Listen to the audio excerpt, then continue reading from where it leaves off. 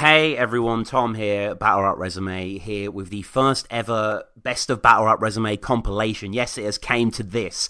Been meaning to do one of these for a while. You know, I listen to a lot of podcasts, they do a lot of these kind of conglomerate stuff because the archives are so vast and they're also fun to go back. And, you know, we've been doing this show for a long time now. I'm recording this on the 1st of September 2019. The show, the genesis of the show was kind of late 2015, but the first episode, the Shox episode, which of course I include a clip of, the first clip, that was early 2016. So we're coming up to 4 years now.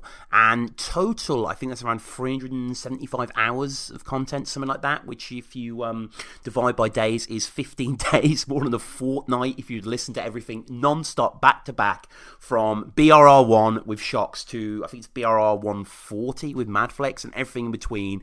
It'll be 2 weeks fucking later by the time you get to the end. You heard that theme tune on and on and on. So yeah, that's what today is. Today is just a hodgepodge of clips, a celebration of the show. There's no real determined theme or anything like that. I have been thinking I need to do kind of more concrete chronologies. It would be great to do a whole, looking back on, say, the Briggsy saga and all those sort of episodes, or the downfall of Don't Flop, and, Blunt Ted said on Twitter at Battle Resume about, the end of each episode, the end of the main BRR episodes, where I always ask, who's your favourite band, not non-hip-hop related, blah, blah.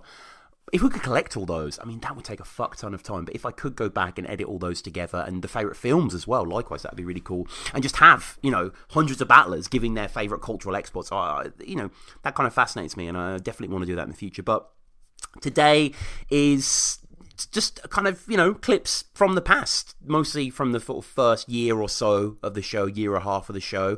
And, I'll put timestamps down below. I think this runs to about 2.5 hours, something like that. If you just want to just wade into BRR history, then listen ahead. But here's what's coming. So the first clip is BRR 1, the first ever episode with Shox, and it's us talking about the Sleepy G battle. I should say as well, audio-wise, I've tried to balance it, but, I was going through different setups, different microphones. At the early stage of the show, before I could have my Skype call recorder, I got guests like Shox, like Crafty, to record their own audio and then send it to me, and that is such a primitive way to go about things. So, the first clip is BRR 1 with Shox, where we're talking about the Sleepy G battle. Then Bard came on the show, I think that was number 10. We discussed Pedro and the punch that Pedro flew, or when he sort of scuffed Bard's scalp. Jem came on. We were speaking about the Charlie Clips battle, the Battle of the Brave. Innuendo versus Dunn D. This is one of the very first face-offs. I think this was for 8th birthday, if I'm correct. But yeah, this was a hilarious face-off to do. I think we had to do this early morning in the UK, because obviously with the and with the Australian time difference there. Flex versus Psychosis, Flex Digits versus Psychosis Holocaust, one of my first kind of two-for guests. Loved this episode. We speak about Flex punching definition, and a lot of punching, and also the Oshea battle. Tsu Surf, can't believe I had fucking Tsu Surf on really early in the show as well. It just goes to show, just ask and they will do it. I don't know if you do it fucking now. Maybe call an old favour for the wave, but yeah, we'll talk about his battle with Big T. Lunar C came on for the Eddie P and Frisko clash. Speak about that. Soul, the Raptor total match had just gone down at Checkpoint 3. That was BRR 12, which is still one of the best episodes, one of my favourite episodes. Got a lot of people into the show through that episode, I know. I can sort of tell by the analytics and stuff. So, I remember when that went down, and just having Soul as a treat. Listen to the Madflex episode. You know how I feel about Soul. Speaking of me, I'm including my episode in here, a little bit from me. Battle Resume 50, the soliloquy episode, which a lot of people were looking forward to. I was hyping it up. I was like, this is a guest you've not seen the likes of before. And, I guess I was right to a certain extent. So this is me sort of talking about my early days and spoken word and getting into battle rap and stuff. Afghan Dan. Remember the whole P Solja Afghan Dan thing that went down? Yeah, I think there were like 5 episodes on that altogether, with like lots of P Solja interviews and even like a who really won kind of video breakdown stuff. But yeah, Afghan, BGMedia, a fucking Space Raider Tic Tac business. He came on the show. Then Micky, the whole Culture Vulture stuff. So I included like the first 10-15 minutes of that row.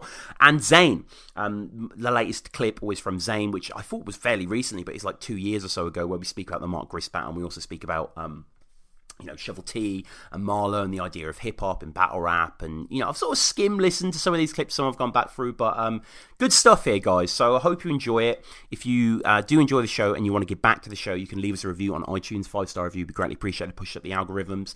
Patreon is there, patreon.com/Battle Resume. Patreon is always there, as you always know. But yeah, if you want to monetarily help keep the lights on, you get access to an RSS feed, where basically episodes like this, so this will be on there for like a month beforehand, and there's lots of other stuff always going up. up there. So yeah, if you want to give back, and not short of supply of bonus content there. What else? battleresume@gmail.com if you want to get in touch with me for some more long-form correspondence.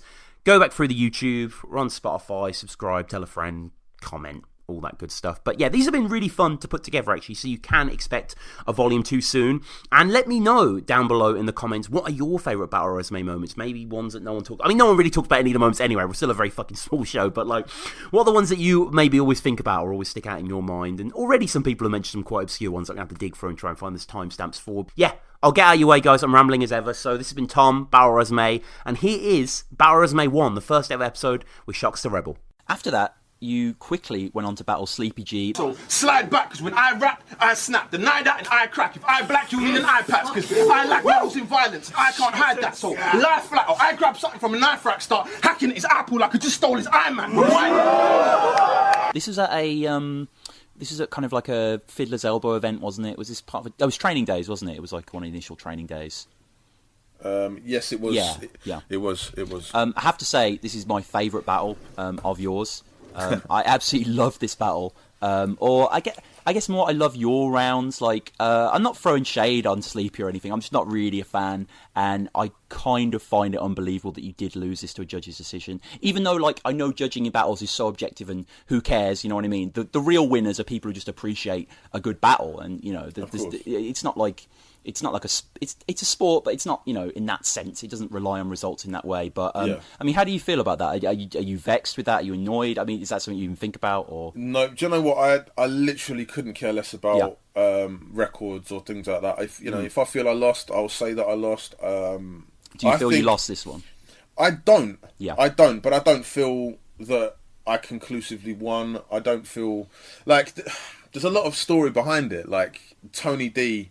When you see him judging in the video, was arming and ahhing for so long. Yeah. And he was like, "I'll give it to," and he was like, "Shh," and I was waiting for my name. He said, "Sleepy," but when after that the battle took place, Tony D went home, woke up the next day, and on Twitter publicly said, "I made a mistake." Okay.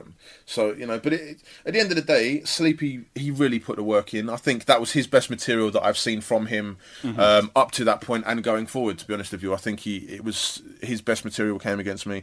A couple of people have said publicly that they've given their best performance against me, which I take as a compliment. I definitely think Kojay's best is against you. Oh, Kojay. Yeah, we'll get to that. Yeah, he killed it. He killed it in that battle. So amazing. Good. I'd say I absolutely love this battle. In the first is, I've put down, this is kind of the official birth of your catchphrase. This is the first time people are echoing it back. Yep. This is the first time people are enjoying it. You go into a lengthy vampire scheme, which is quite nice. When I finish sinking my teeth in your flesh, you're going to have to find sleep in a coffin. Yep. I think Sleepy's name's so good for name flips, really, and there's been some really, really good stuff. I think my best one, my favourite one, is Twisted Pennies. Who's another person that I do think beat Sleepy, and Sleepy kind of got the result. I don't really know how, but yeah, he said something like, a hypnotist, you are now feeling sleepy, that's the only way I'd like you, or something like that, which is really nice. If Sleepy is cussing, I'm deaf. Which is kind of the Nas thing, you know, I guess in a certain way. But it's that's just such an established hip-hop trope, really. Of course. You call out his poor writing and then go into a really good Brighton scheme, which I think caught my ear because it's worded in a certain way that is really satisfying to listen to. I'll make this Brighton queen point me out from a dock when I swing a bottle that will launch his boat. It's just the images. Kind of like you go from just like an image of Brighton into kind of a courtroom and then onto a dock. The juxtaposition is really, really nice there. The whole point of that was, you know, I'm not a young man, Tom. Mm-hmm. I am younger than Tony D, despite what you'll hear in later battles. Tony D's your younger. Yeah, that cracked me up. That really made me laugh. But no, I'm in my early 30s, so I remember a time when it was a big thing that when new ships were launched, the Queen used to swing bottles on a rope to launch the boat. So that was my whole thing. But speaking to a lot of people afterwards, they didn't really clock that reference. They clocked what I meant about being in the dock and whatever else, but they reacted, and then afterwards sort of said to me, "Oh, what was the double meaning for that?" And I had to explain that thing. What did you react for if you didn't get it? Do you know what I mean? Well, it's just momentum, isn't it? Of a bar. I suppose. You can hear someone's voice building up to a punch, and then sometimes it's not there, but you've got to react anyway. But and then I think kind of there's for the people who didn't maybe get that bar but who wanted to react it, the next bar, good for this body like a vitamin tab, that's one of those bars where it's just like, you know, it's similar to, I think there's a Chilla Jones bar recently where he's like, I make the card fire, I'm like Gambit or something. It's one of those bars that anyone can say. Yeah. Like there's literally, it's not about anyone specifically. It doesn't reflect your writing style in any way. I mean, it's a brilliant bar, and like it's just one of those. I mean, was that do you write specifically for your opponent all the material, or are there bars like that you've just gone on deck really that you just bring out? Do you know what? This is going to shock some people. Okay. There are many bars that I spit in battles that are just bars because that's my style. You know, I don't. Not everything has to be personal. It's a rap battle. It's not a personal insult battle. It's good to spit personal bars at people, but at the same time, to me, battles aren't just about, you know, getting under your opponent's skin. It's about proving who's the better rapper, who writes the better punches. Of course. But despite that, when I write, I don't have any bars on deck ever. If I get offered a battle, I write from scratch for every battle. Wow. Yeah, I think, didn't you write something about, because your Old English battle was postponed, it was originally going to be on Right Club, I believe. Yeah, and then it got postponed to the Christmas card. And I think you said that you rewrote quite a lot of the material for that as well, or a good 90% of what I spat against Old English was completely. But and to be honest with you, this is the way my mind works. If I'm bored of certain material I've written, I won't spit it. So the original bars that I had for Old English will never be heard. I won't use them against anybody else. They've just been binned.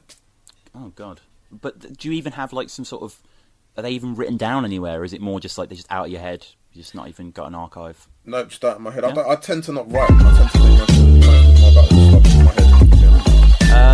Interesting. Well, you just continue on from that. There's so many punches in this round, by the way. It's kind of ridiculous. Like, just lots and lots of... It's probably one of my favourite rounds of yours, like, as a whole. Your first against Sleepy, it's just really killer. Your energy's really there as well. Got this bright and brave of sweating like a party on a beach. That's how you make a fat boy slim. Is nice. And then probably just this name flip. The next name flip about G dropping a towel for a lowercase. That's stunning, man. I have to say, like, that is one of my favourites. Like, that's probably my favourite bar that I've ever spat. Yeah, I mean, I'll just read it quickly just to give you an idea of it. So you say, I'm talking about Sleepy and kind of, he's up in the ID parade trying to life G's away. It's number 4. I know his face, but don't judge him for being a grass. To him, it's no disgrace. The clue's always been in his name. He called himself G, so he's supposed to drop a towel for a lowercase. Yeah, it's just, I mean. I've rarely seen react so big to a bar. Yeah. Like he loses his shit, and most of the crowd do, rightly so. You can hear go like, whoa! You can hear like proper, you know, because it's just kind of, it's one of those. I mean, he actually stopped me in my tracks because I sort of dropped the bar. You'll notice I dropped the bar, and I don't get a reaction, and I start to go to spit the next bar, and the penny drops, and just sort of looks up and goes, "Fucking hell!" and it throws me so much. But that, you know, a lot of people have said, even myself included, that I've got quite a left field approach to punches. Totally. You know, and I like the competitive edge, and you know, I don't want to write a bar that I could hear anybody else spit. So, yeah, and just the whole kind of, I don't know. There's something about the visuals of the bar, like the whole drop a tail, and you can almost imagine the tail lowering from the G in your head. Like you can really picture it. It's one of the best. I mean, the irony being that the best name flip ever used against Sleepy G was about G, not Sleepy, which is kind of cool because obviously you could kind of, you know, you could say G to a lot of people, but I think, and the reaction, that's crazy. Sleepy G, you know, he's not bad. I find his kind of, his tempo and his meter kind of distracting. Like, I can kind of always feel where the bar's going to come. And you know, he's not bad in this. You go on to talk about Manchester. Your Manchester. Chester was there with you, or was that just a sort of more of a bar? Like, do you know what the funny thing is I've actually got a mate called Chester. Yeah. So when I wrote the bar, it was about that. He was meant to come with me. He didn't. And I still spat it, you know. To be honest with you, that made it onto bad bars. I did laugh about that. I had good intentions with the bar, and I was originally meant to battle him in Manchester because Briggsy was trying to set up the battle for up there. Okay. And that sort of fell through because of the event not happening, and then it got moved to the training days in London. But yeah, looking back on it, I do feel that my second round against Sleepy is one of my best rounds. Definitely. You know, material and performance-wise, I've really got into my stride in performing that. But I do feel that the opening bar tainted it a bit. Only slightly. I mean, it's kind of like if a round's because I think the way most people will probably remember this is for your really long, fast-paced ice scheme, which kind of I have to give credit both to you because the writing's fantastic, but also Bagnall, and I'll get on that in a second because you basically say lie flat or I'll grab something from the knife rack and start hacking at his apple like I just stole his iMac, which is a nice bar anyway. But as you say hacking, you get closer to him and start making stab motion, and the camera kind of turns on its side. If you watch the battle, it gets closer, and it's just really good, like editing and directing. Really, it just makes it so much more exciting as a punch. And start hacking at his apple, and just the visuals, just the pure violence is really nice as well. In battles, obviously, not in general, but yeah, this is a crazy scheme. The pacing of it is insane, and then you kind of go on to kind of a classic trope in battle rap as a whole, not Don't Flop, where the league owner calls the battler and he relays the phone conversation. So here you relay a conversation you had with saying how you're going to beat Shox. Watch, these two hands will show him what time it is, which is nice. Like, I mean, watch hands, seconds, minute wordplay is always there, but I guess Shox is nice as well. It's quite a new kind of turn on it as well. And it just worked with the names. I had to, although a couple of people called me out on Twitter saying, you know, the bar doesn't make sense because G-Shocks are digital watches, and I had to literally go onto the Argos website, find the G-Shock with hands on it, and post a picture on Twitter. Like, it's ridiculous. I shouldn't even have to do that. But, it is. You know. It is. Yeah. I don't know. I would never call someone out on Twitter for a bar. But I guess, you know, that's kind of what makes this thing great. People are so passionate about it. Just before the battle starts, to determine who goes first, you're going to do rock, paper, scissors. But Pedro doesn't know how to do rock, paper, scissors, apparently. It's like rock, shit, yeah. I mean, but you can teach anyone in any language it in 5 seconds. Like, I don't know how he hasn't learned that. But apparently we only had 3 seconds, and he's a busy man. He's got yeah. And I love the way you start your first. You just sort of say openly, "How the fuck do you beat Pedro?"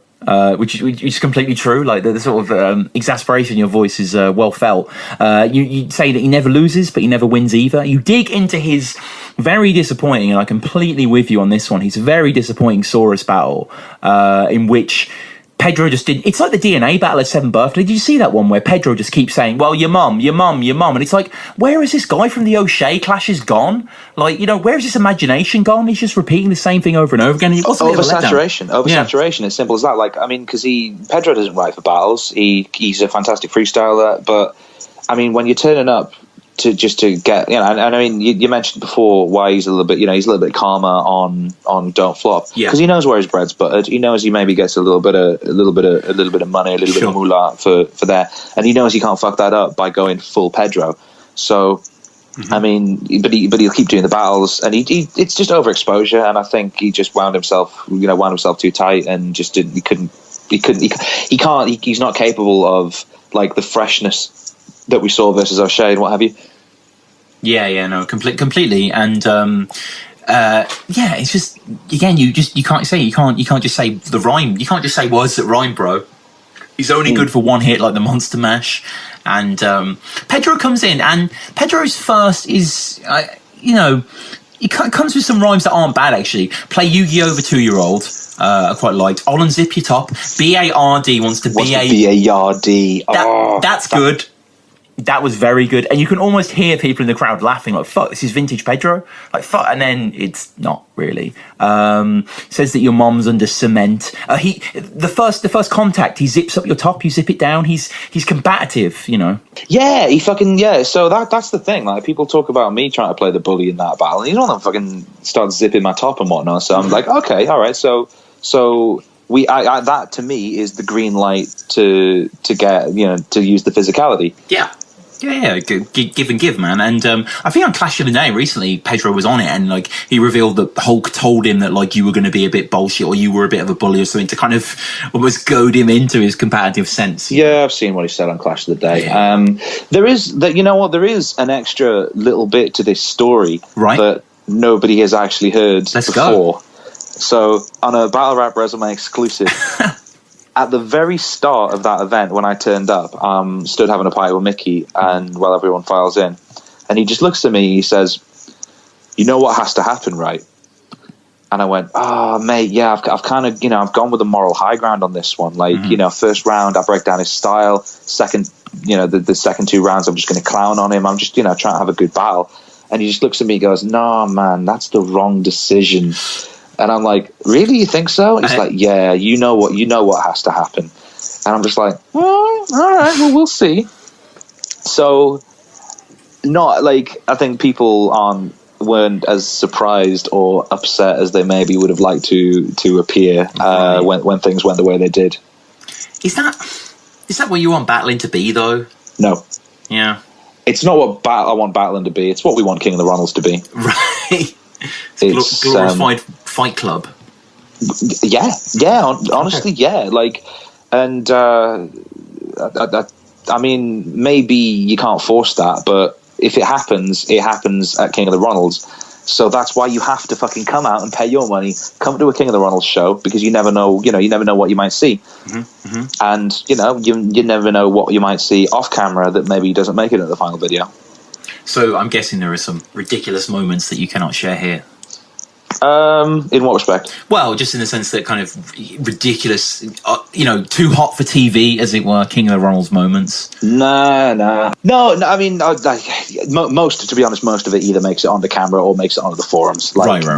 I mean, Hulk punching Relapse when Relapse asks him for money, that's floated around. That gets talked about. Yeah. Didn't know. Yeah, Relapse caught the Wallabang. Damn, but Hulk looks like he could really do damage as well. I wouldn't want that fade with Hulk. No, you know what I mean? You get that Bruce Banner.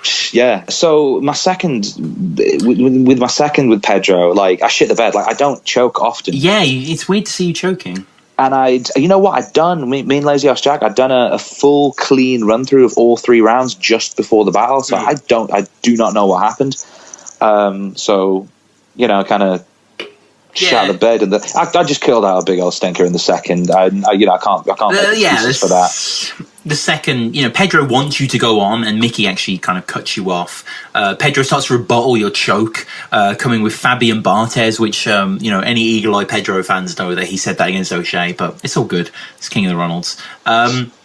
Pedro doesn't say a lot here, really. Be it your mum's Jamaican yard gets a lot of laughs because it's random. But it doesn't. He kind of. It's nice at the start when he's talking about how you need to get your whole round out, or you and Mickey are going to fall out, sort of stuff. He wraps it up not badly, and then you go back into your third, and I mean, talk us through what happens here. Mo. So the second round, I shit the bed in, badly, and I accept that. So I'm thinking, all right, okay. Mind flashes back to what Mickey said, what has to, fucking use the force, Luke. Mickey's fucking spectre hanging over the shadow of the back of the battle going, you know what has to happen, G? So I get to the critical moment, and I was always going to use the physicality in that third round, because the whole structure of it was the first 2 rounds was just bars, and then the third round I was going to be like, fuck Pedro, I'm ascending where the lions dwell. I've got a sword so big I hang the fucker on Orion's belt, which we'll hear about later. Yeah. And so I think, well, fuck it. Okay, we're here. I'm thinking of it in my mind, it's is this like a wrestling heel moment where the bad guy knows he's going to lose, so he invites the disqualification? Well, let's find out. Knock his hat off. Again, I've been given the green light for the physicality when he starts unzipping my hoodie and whatnot. Yeah. So there you go. And then I continue rapping, and then this fly buzzes past my ear, and I'm just keeping rapping, and then wait a minute, what did you just? Oh, you fucker! He hit me, but it wasn't. I don't know. Whether weird, your head takes the full blunt of it. Yeah. I don't know whether he's just a pussy who can't punch, or whether it was a bad punch, or whether my head is adamantium and it was just replaced at birth, and I don't know. But it was clearly a punch and it clearly connected, but I barely felt it, man. And he's quite a small guy. You're quite a big guy. It's Yeah, I mean, it's not the size of the fire and the dog in the fire. It's the size of the fire and the dog. Yeah.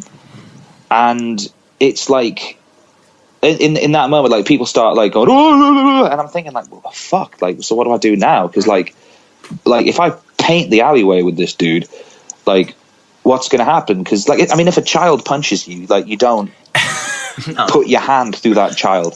No. It's the similar principle. It's a case of being threatened. Like, there was no threat there for me to respond to it. Like, the fight or flight instinct kicks in when there's a threat, and I'm just like, oh, well, shit.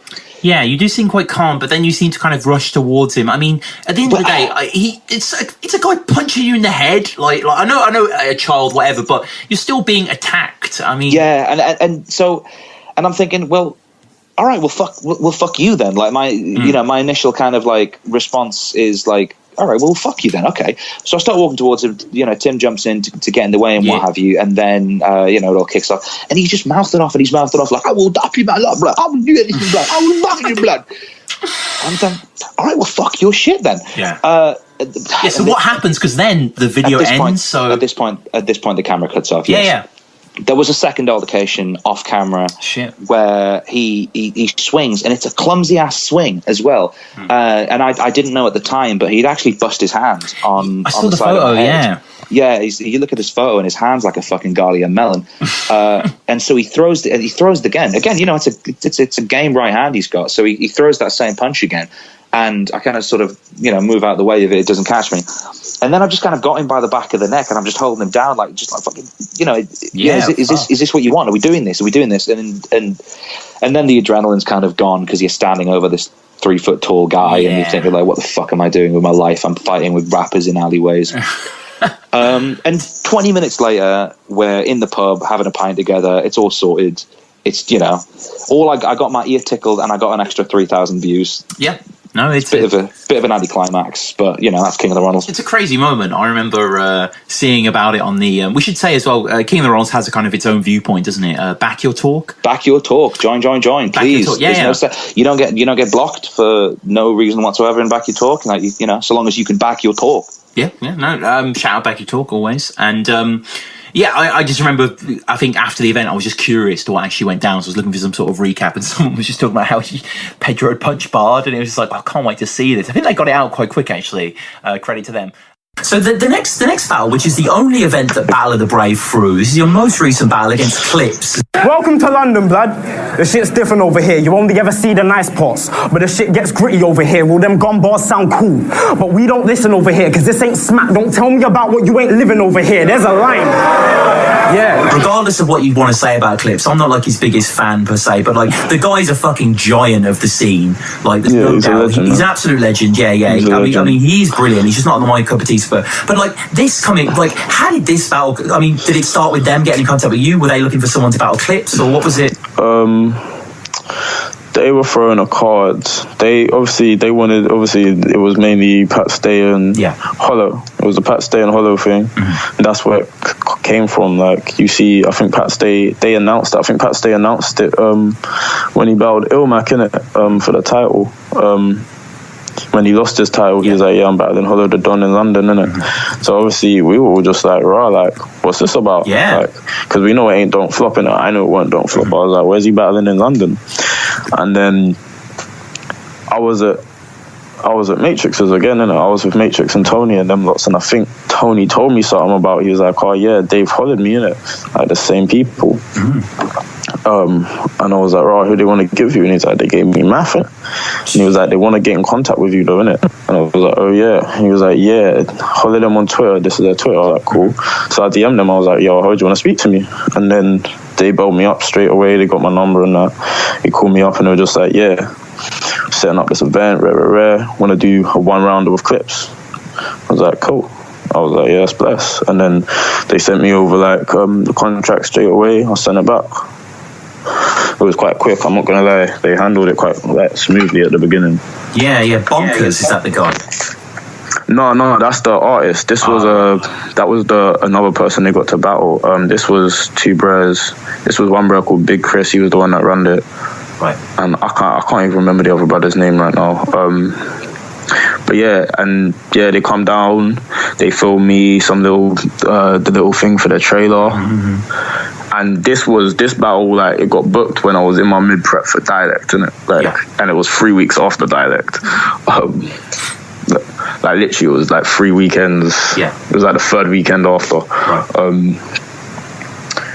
And then they just told me it was a 1 rounder, and didn't really want to do it because time-wise and just big battle Charlie Clips, taking Charlie Clips on Charlie Clips 3 weeks notice, like. But obviously I can't really say no. And then when I went there, it was like completely different car. It weren't no Don't Flop fans. Like not one. No, there was a few, but it was like completely different. It was like it was like a smack event. Like that's what it looked like on camera. You know what I'm saying, with the crowd reaction and shit. Like they were going off. Like, was it a bit of a nightmare, like timing wise? Though apparently, like no one was on stage on time and all that. Yeah, but I didn't really care, and a lot of people didn't. Like I think the crowd cared. I don't think the crowd cared, and I think the people watching at home. So if you're watching at home on the pay-per-view, you must have been pissed the fuck off in it. But me, like I was there, like Kruger was there. Kruger come down, Impact come down. He was doing the battlerapp.com shit for them as well. Nice. They enjoyed, like we enjoyed the event. We thought it was crazy. We thought it was a sick event. The vibe there was nuts. Like the way the crowd was, like and just the energy in the room was different. Like, and it just confused me. It was like, why is there like 700 people that don't ever come to Don't Flop here? It was just like, why can't you not come to Don't Flop? Like I think the crowd would be a lot better if we had, not better, but it would be a lot, it would be better if we had an extra 7, if we had those Battle of the Brave people that were in the building there at all the Don't Flop events for the Don't Flop fans. So now we've got like a proper diverse crowd, like, and I feel it would make the atmosphere completely different, like, would make the atmosphere better. Because then the people that watch the Battle of the Brave type of stuff, they'll get adapted to the comedy side, and then the Don't Flop fans will get more friendly with the aggressive side because everyone else is reacting. It's the vibe in the room, you know, you deny it. So if the crowd, if there's a reaction in a room and the room's going off, like, you get caught up in it. No matter if you really like it or not, your opinion will change when you're in the room. Because you've got to see shit to have your opinion change. You can't just like watch it at home and feel like you're gonna like it. And like, I mean, meeting Clips, that must have been pretty surreal to not only battle him, but just to kind of, you know. I met Clips the weekend before, innit? Oh, that's right, yeah. I met Clips, he was in, 7th birthday. We had a little words then.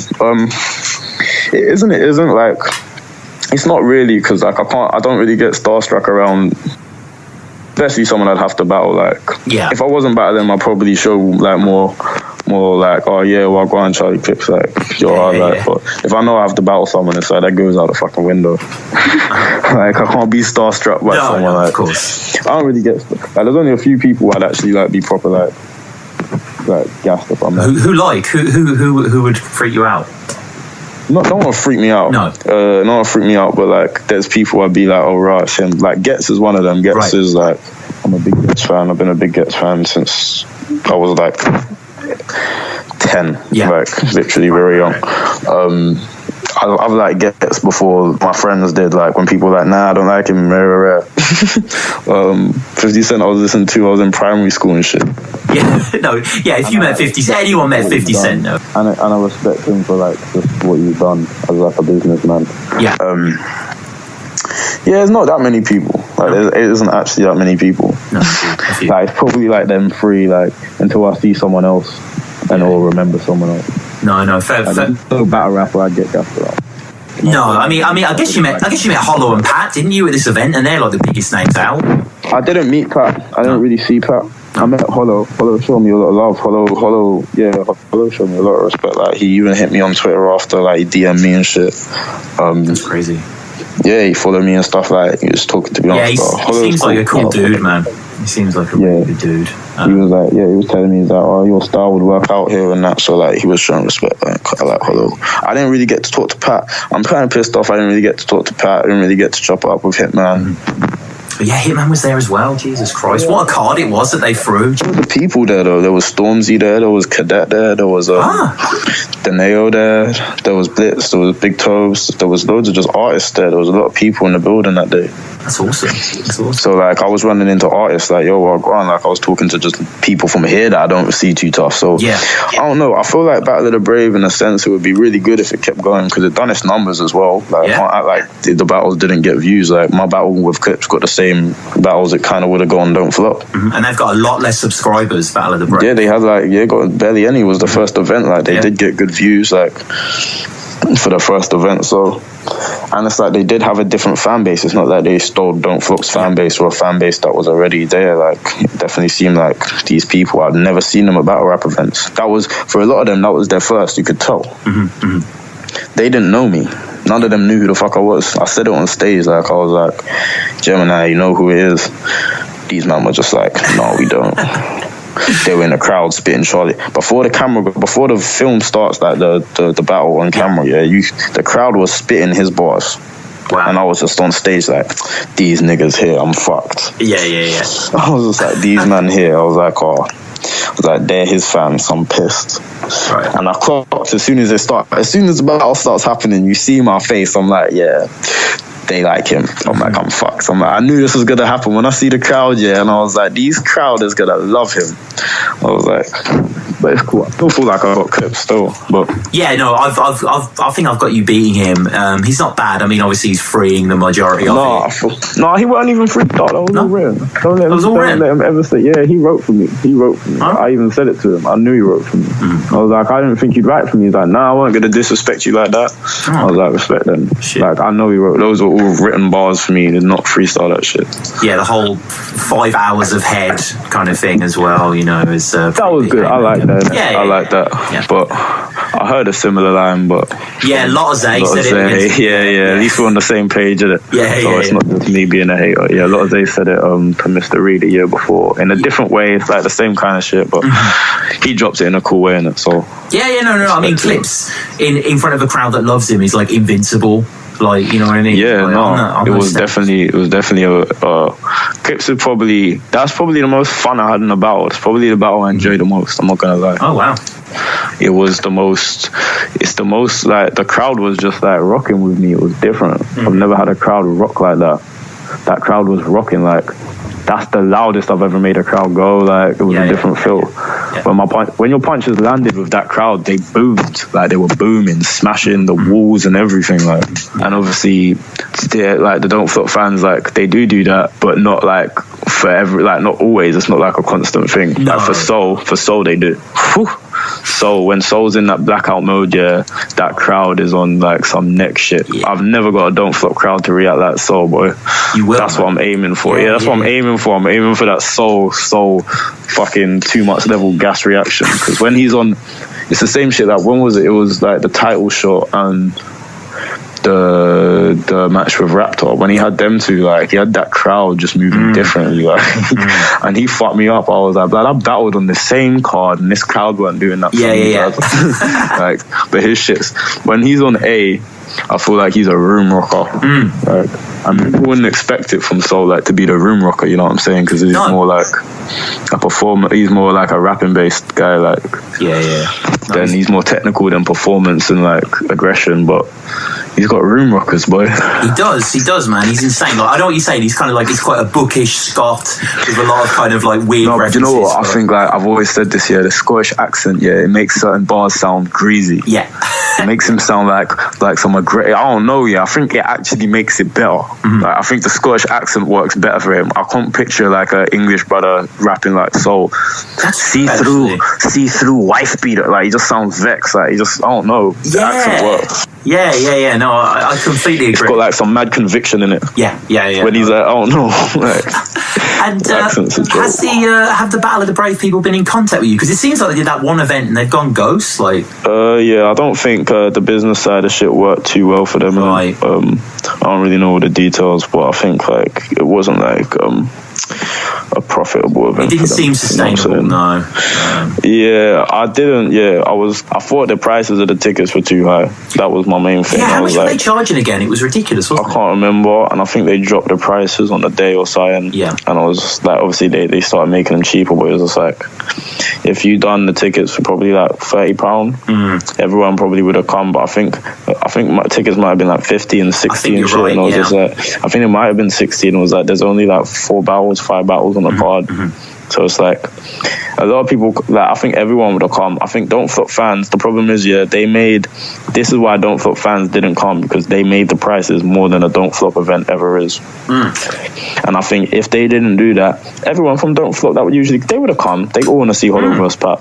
everyone wanted to go, but a lot of people were just like, nah, I'm not spending on my life. Some people would have come down. It's like, what, I got to come down and pay £50 or £60, get a hotel or some shit. You know what I mean? I feel like if they were £20, £30, they would have sold out. That room would have been packed because all the same people would have came, and then they would have had the whole, I'll say an extra 500 Don't Flop people. I think they would have max capacity it because there was a lot of people there.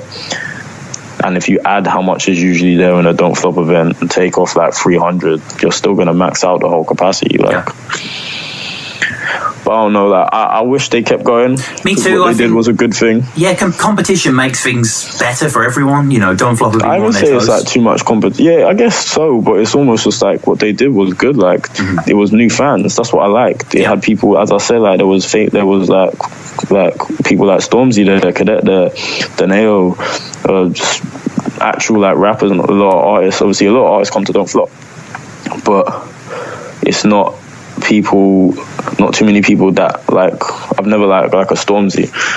Hey everyone, and welcome back to Battle Rap Resume. We're here with yet another face-off. We've had Tox and Gemini, you know, we've had Dank Schrader and Bobby Rex, and now I'm very excited to welcome Dunn D and Innuendo. What's up, guys? What's up, man? You good? Yeah, What's going on? So, I mean, I should first ask, like, is fishing big in Australia, Dundee? Is that a big thing over there? Yeah, it's pretty big. I grew up doing a lot of fishing and stuff, so, yeah, I fucks with it. We do a lot of fishing. Never caught a fish in your face. Say again, you fucking goose. What's that? Fucking goose. Oh, you fucking albatross. You fucking lesser spotted Here green. we fucking go. Chirp, fucking chirp. I'm only joking. I'm chilled. I'm having a brew. I'm having a bit of the...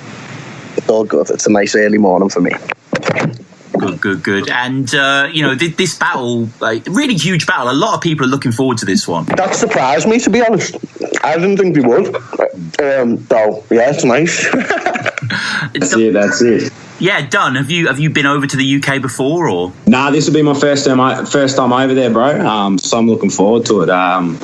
You know, I'll only be there for a short time, but I'm gonna fucking kill this battle and hopefully get some good partying in as well. So it should be sweet. How many nights are you staying for, Dunn?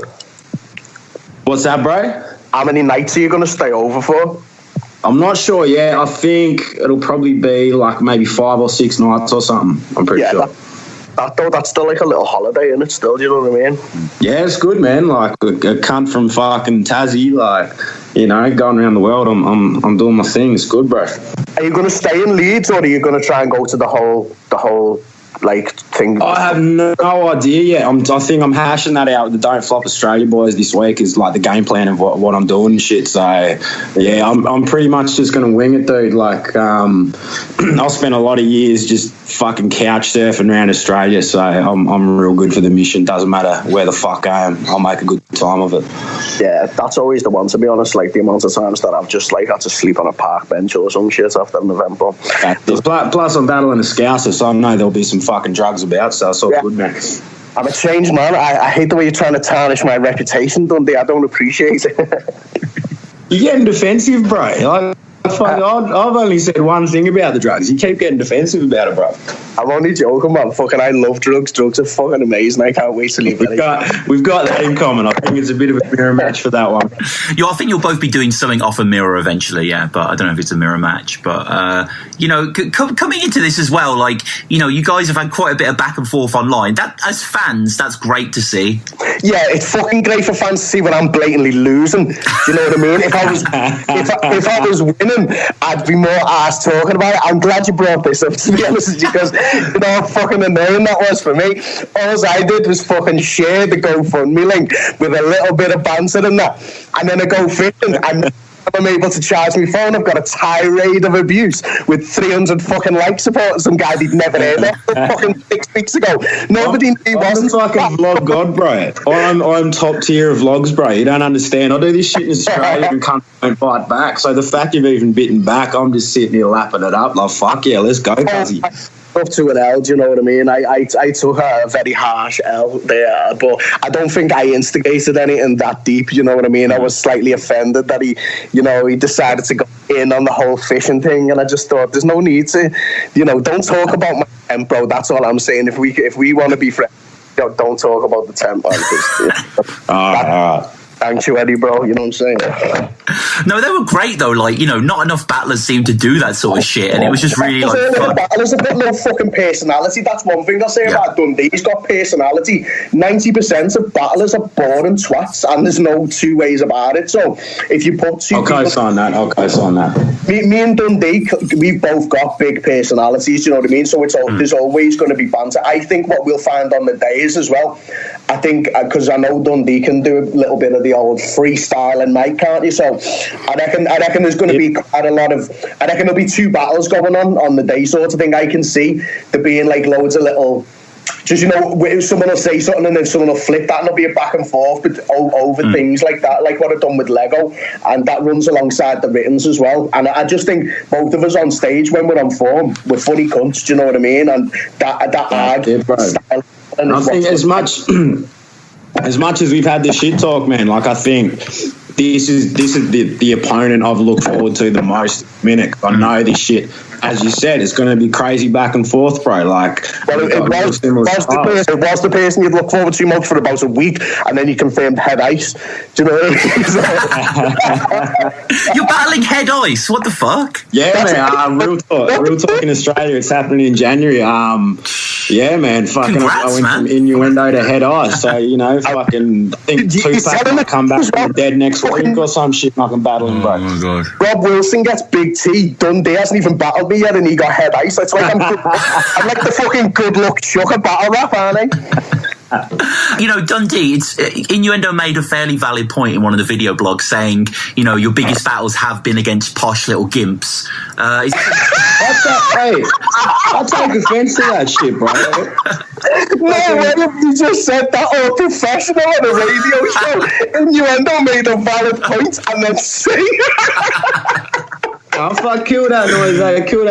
Harry Baker and fucking Shuffle C is some of the gangsters cunts you'll find, man. I just got him into Australia and we just robbed servos the whole time. Because them motherfuckers thugs, bro. They just act all low-key in the UK, but when they come out to Australia, them motherfuckers are raw, bro. All that aside, though, whether I'm taking the piss about their personalities and how they are, they're still two of the best UK battlers at the minute. So you can't take anything away from what they've actually done there, because in my eyes he beat them both. Do you know what I mean? I'm not going to front him. I honestly think he beat Shuffle T, which is a fucking big accomplishment for anyone. Cheers, bros. Cheers, man. Yeah, but Dundee, I've seen Innuendo live, and Innuendo, I think you have such a force of personality, the crowd warm to you, and it's just electric, and it's going to be quite a big challenge for you, isn't it, coming into his home environment?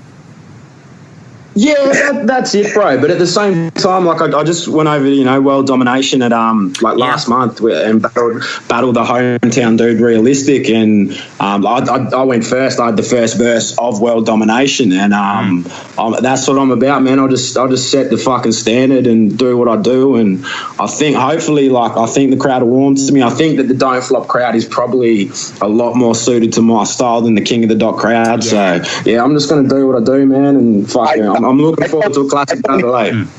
I don't even agree with the initial thing. I think the likes of Viewpoint and just the fact he's already had battles on there, I think the fans have already warmed to him and people are looking forward to seeing him. So I don't think he's going to have that much of an advantage because they're already waiting to laugh.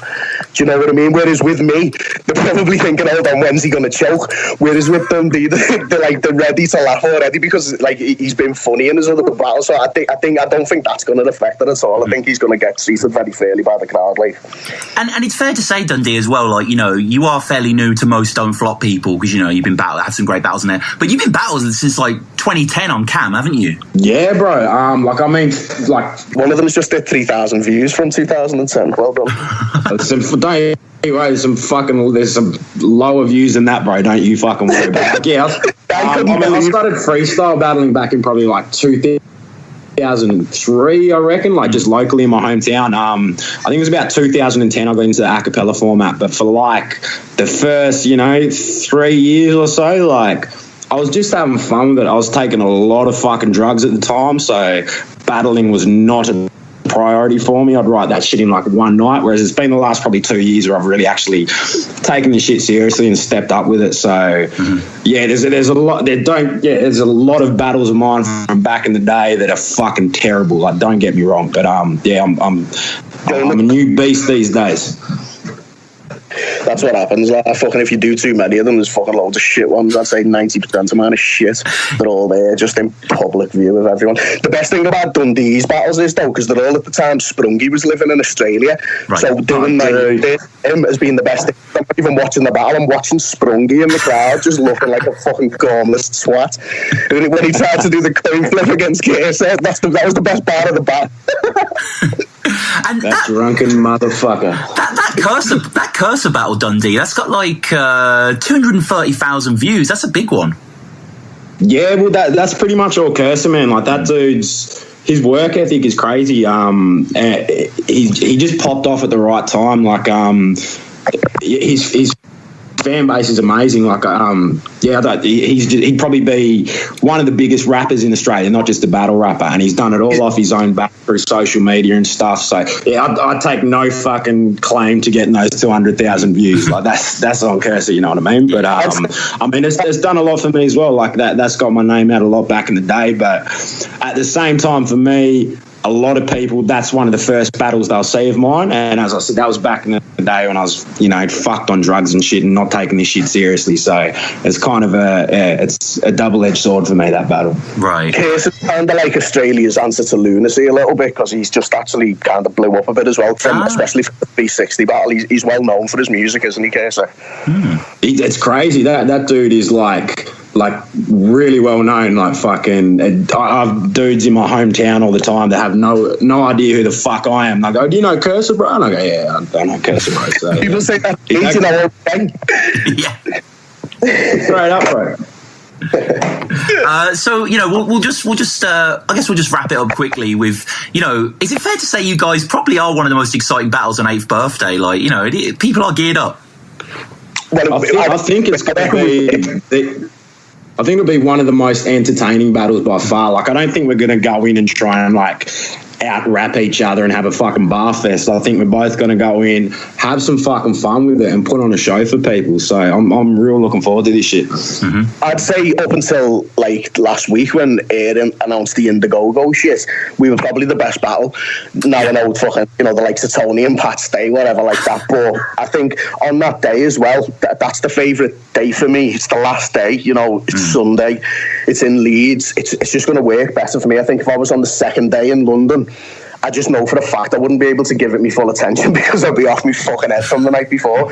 But like, I've decided I'm just going to turn up on the Sunday, get down to business and then fucking have a good night with all the boys. It's like, the birthday events are always so much fun, and it's a good look for Dundee. Like, for him, his first time out here, to be at the biggest battle event we've put on. Do you know what I mean? He gets to come out a bit earlier than the battle, which I'm sure he will.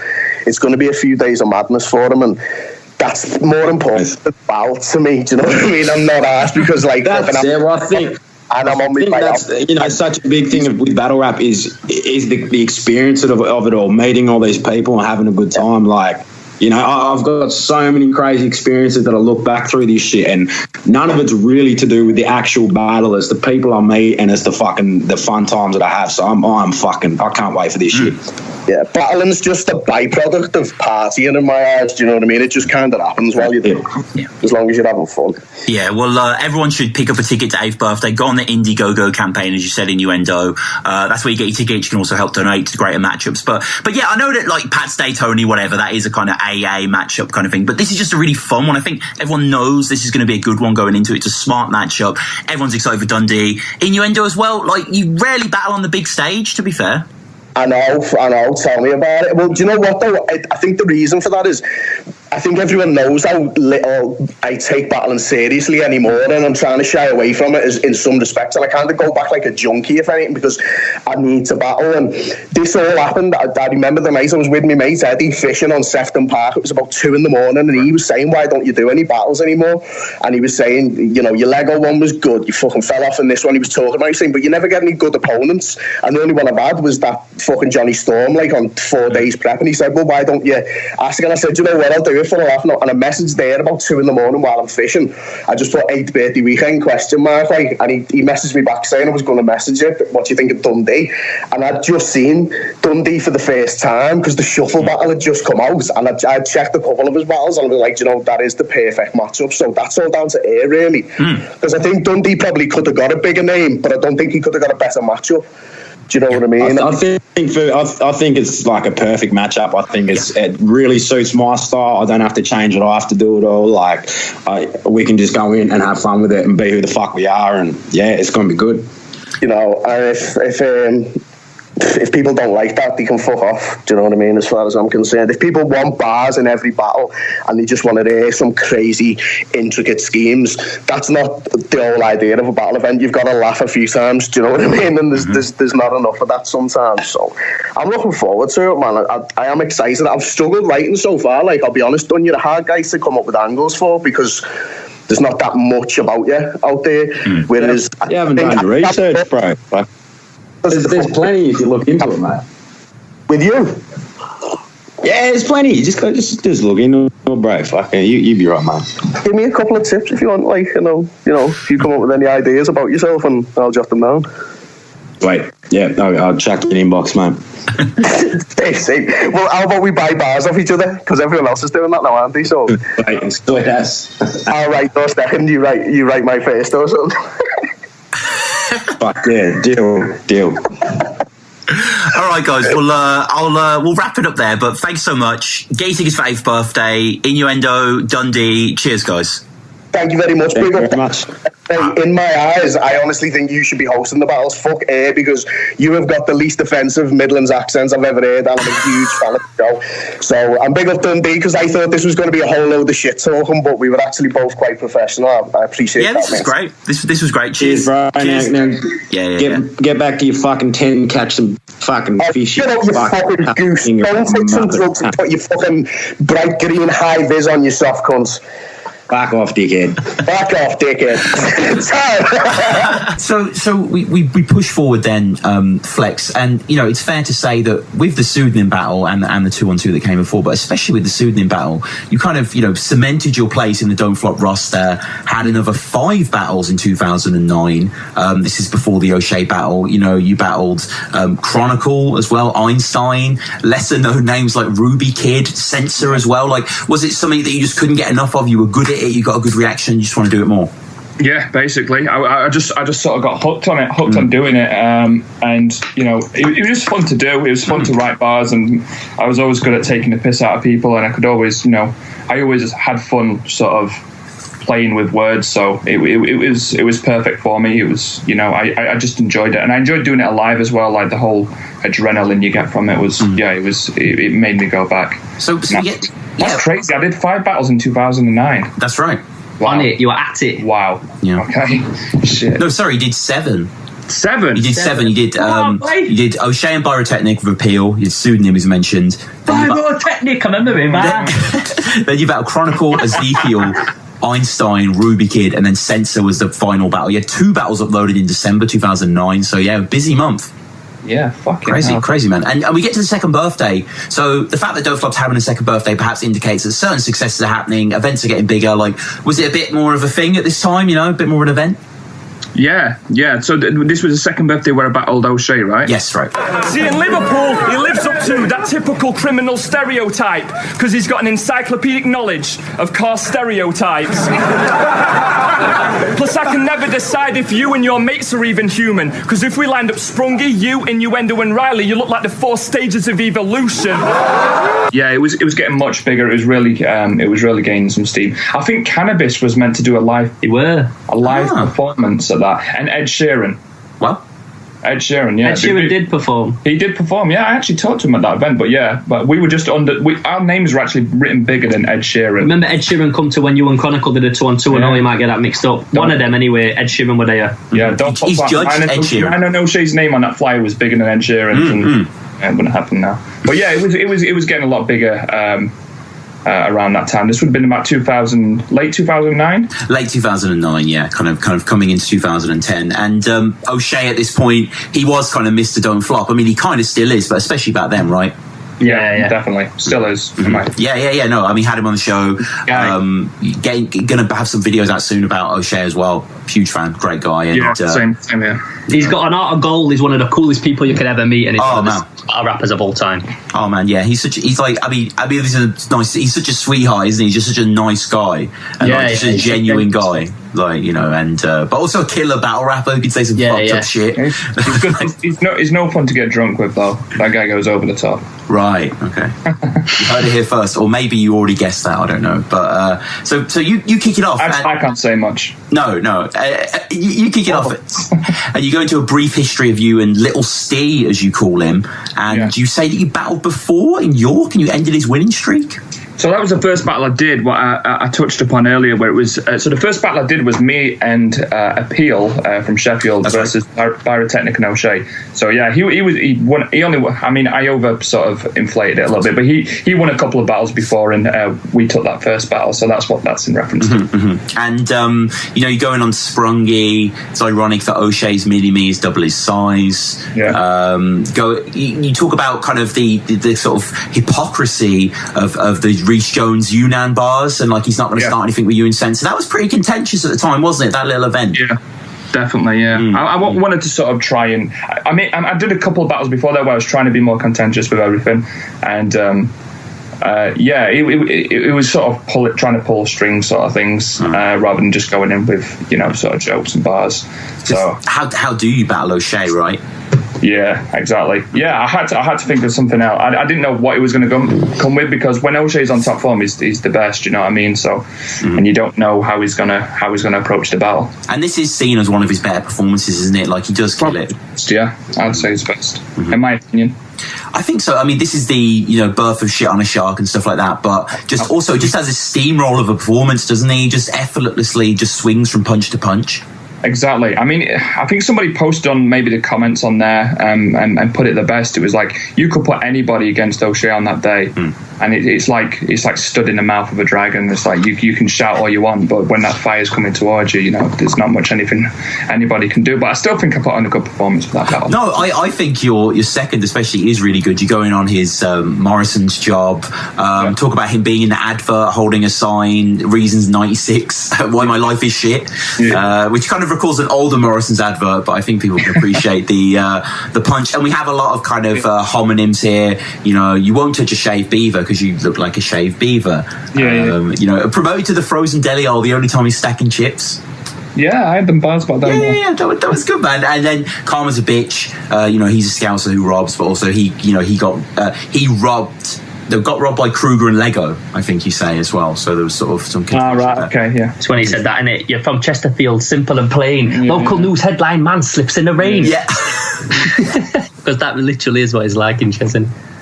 And he says, as you said, he says the one side of Shit on a Shark, and then you can hear it as you go into your third saying like Shit on a Shark. You're almost confused why he would say that. Yeah.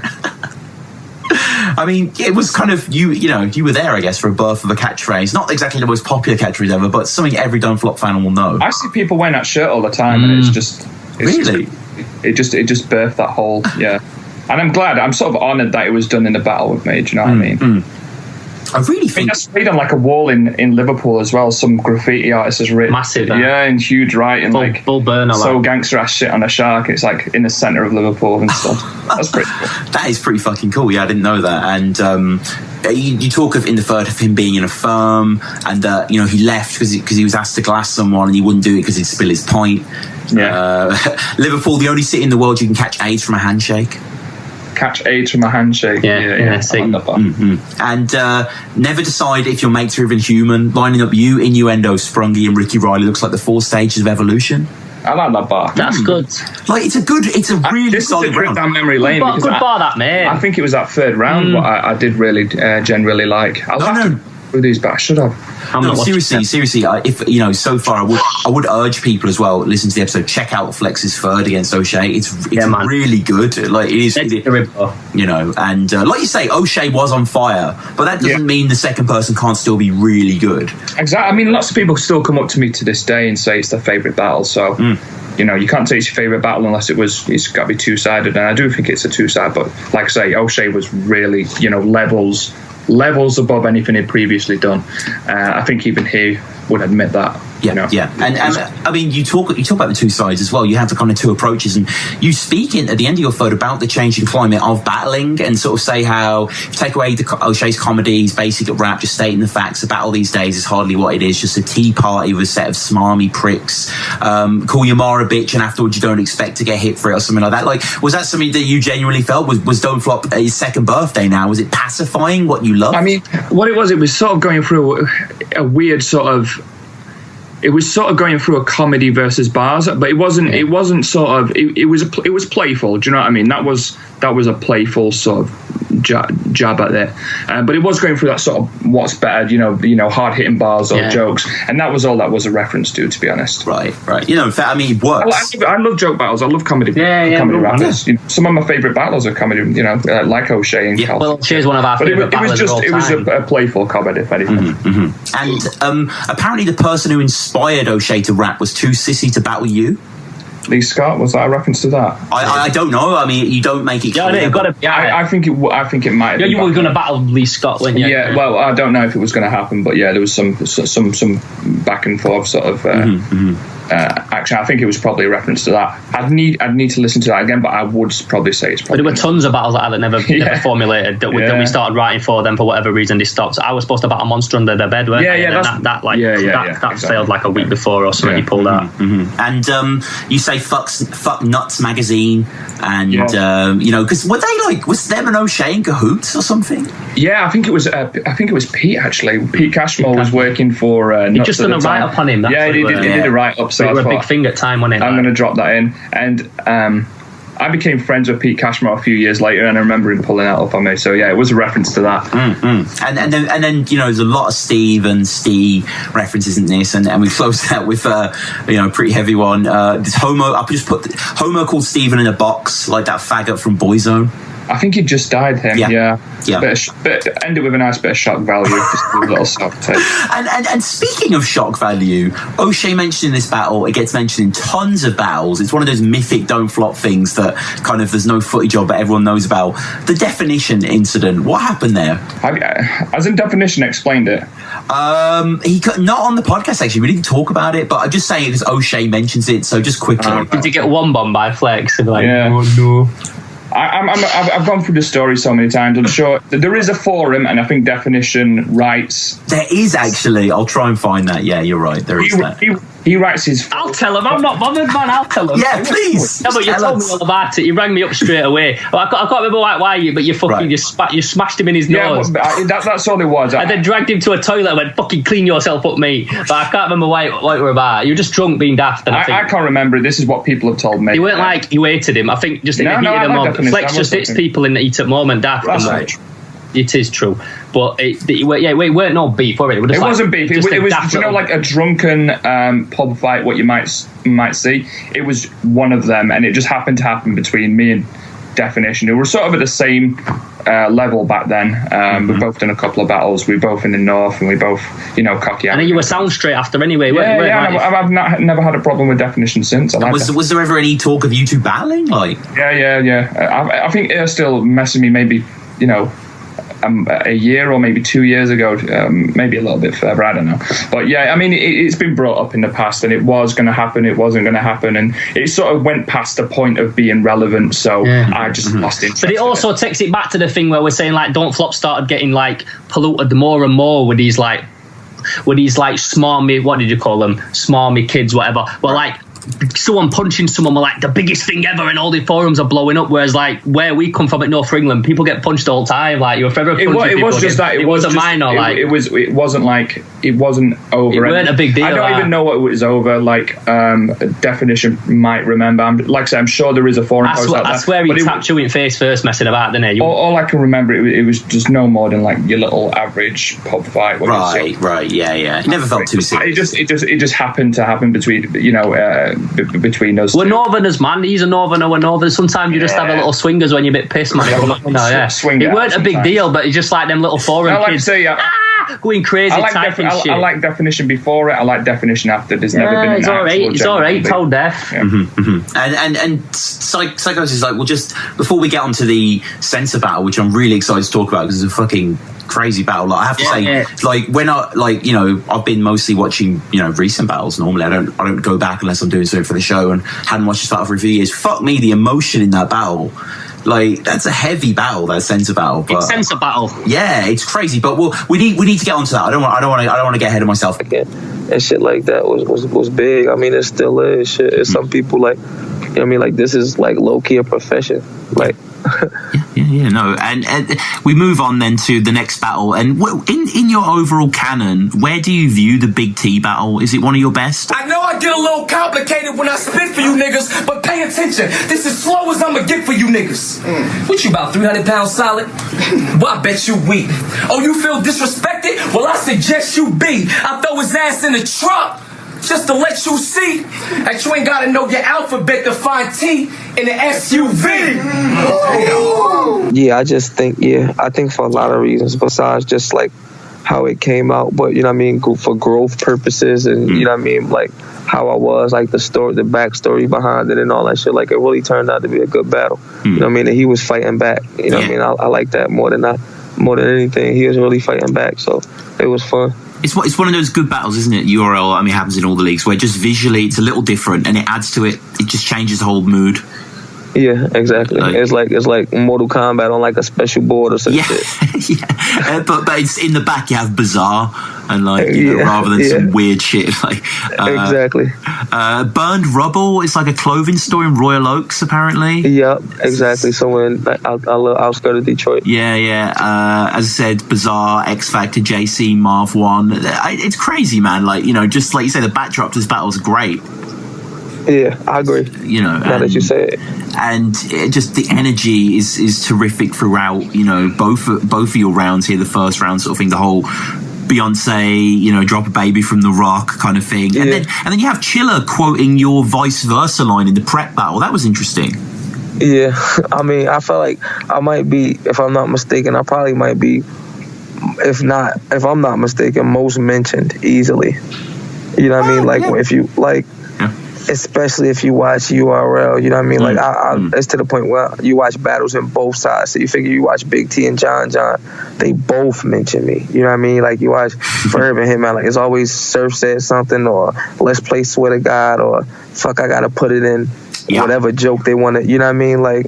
So I feel like I'm always like I got a big influence on the culture, if I'm not mistaken. You do, yeah, no, completely, man. And in a sense, I'm kind of testament to that. The fact that this guy from Oxford's doing a podcast, you know what I mean? It's kind of like your influence is kind of not that I wouldn't do one about X Factor, but you know what I mean? It's just kind of I'm a fan, and it just kind of transcends that. And I understand. Yeah, and part of it, the whole ain't gotta know your alphabet to find T in an SUV. That's perfect, man.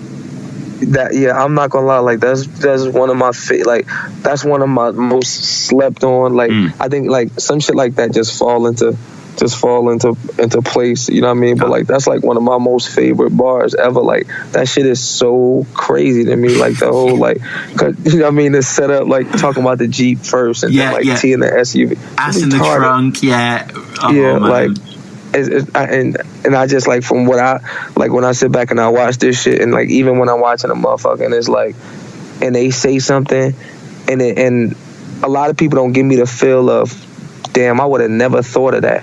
You know what I mean? Like that. And I feel like I'm not gonna say I take number one spot for this, but I feel like me and only a couple other people say shit that's majority of that round is brand new, just shit you never would hear or never think, you know what I mean? Like you are and it, you know what I mean, shit like man. That, like it, you know what I mean, like the Lakers bar and shit. It'd be so different, you know what I mean? Yeah, no, I mean that's what I kind of noted about this round, especially amazingly consistent. Like really not. I mean, no pun intended to Big T, but there's no fat on this round. Yeah, like, you know what I mean? It's exactly, and that's really how I break it down. Like I think that like it was just a straight, like it was a real cold, like you know what I mean? Like it was just a real, you know, you figure that the smaller the chunk of wood, the harder it is to break. You know what I mean? Type shit. It was just like a real solid round. You figure like even like the calm rounds, I rapped about 3 minutes, calm rap for like 7 minutes, but my rounds be so solid. You know what I mean? That it's like you know, because even if Khan give you 6 or 7 haymakers, that's dipped in between 3 minutes of bullshit, or you know what I mean, fat if you want to say like shit just to get you to the other shit. Yeah. You know what I mean? 2 heads in a box like a Skype date. Yeah. That was great. And the grandmother's wake like closes crazy as well. Like the whole shit, man. It's like I was watching it today, and it's like I've literally been watching this battle, as I'm sure hundreds of thousands of other people, for years now. Like you know, and that must be. Is that ever weird to you? Just because you did this thing 5 or 6 years ago, but everyone just still loves it. It's just still on all the time. Like it is, because I honestly could say like I probably got like every one of my battles. I probably still got on like one hand how many times I watched them. Wow. Shit. Like. Yeah, definitely at least one hand, max 5 every battle. Like I, you know what I mean, I might go check on something to like see how I set something up or something, but like as far as set and watch the battle, like each one of them probably like 5 times. You figure like me versus DNA, I probably watch once. Me versus Clips, I watch once. You know what I mean? Me versus Cal, I watch probably twice. Shit like that, you know what I mean? Like it'd really be 2-3 times the most, you know what I mean? So I guess that's fair enough though, man. If you were there, you know, you kind of just don't need to. Yeah, I mean the moments be dope though, you know what I mean? Like the moments, like I still remember like Summer Madness and shit and coming out and your face on the Titantron type shit and all that shit is super crazy, you know what I mean? Type shit, but I don't know, I just like I started. It probably what came with my growth. Damn, sound like it's probably what came with my growth. You know what I mean? But like I just learned to like stop. Like now we going straight to stop paying attention to the. Like I stopped reading the comments and shit like that. And I think along with like, because you know they used to have like URL TV where you could be like in the group chat where the battles used to be in it and shit like this. Used to be so long ago, you know what I mean? Like this was like 5-6 years ago, and we used to actually all have accounts on the site, you know what I mean? Type shit. And that's where the battles dropped at first. They was dropping like one round at a time, you know what I mean? Oh wow. Type shit. And so like I think that's when I like distanced myself from like the internet part of like, I think that's what my like my music videos and everything though, like all my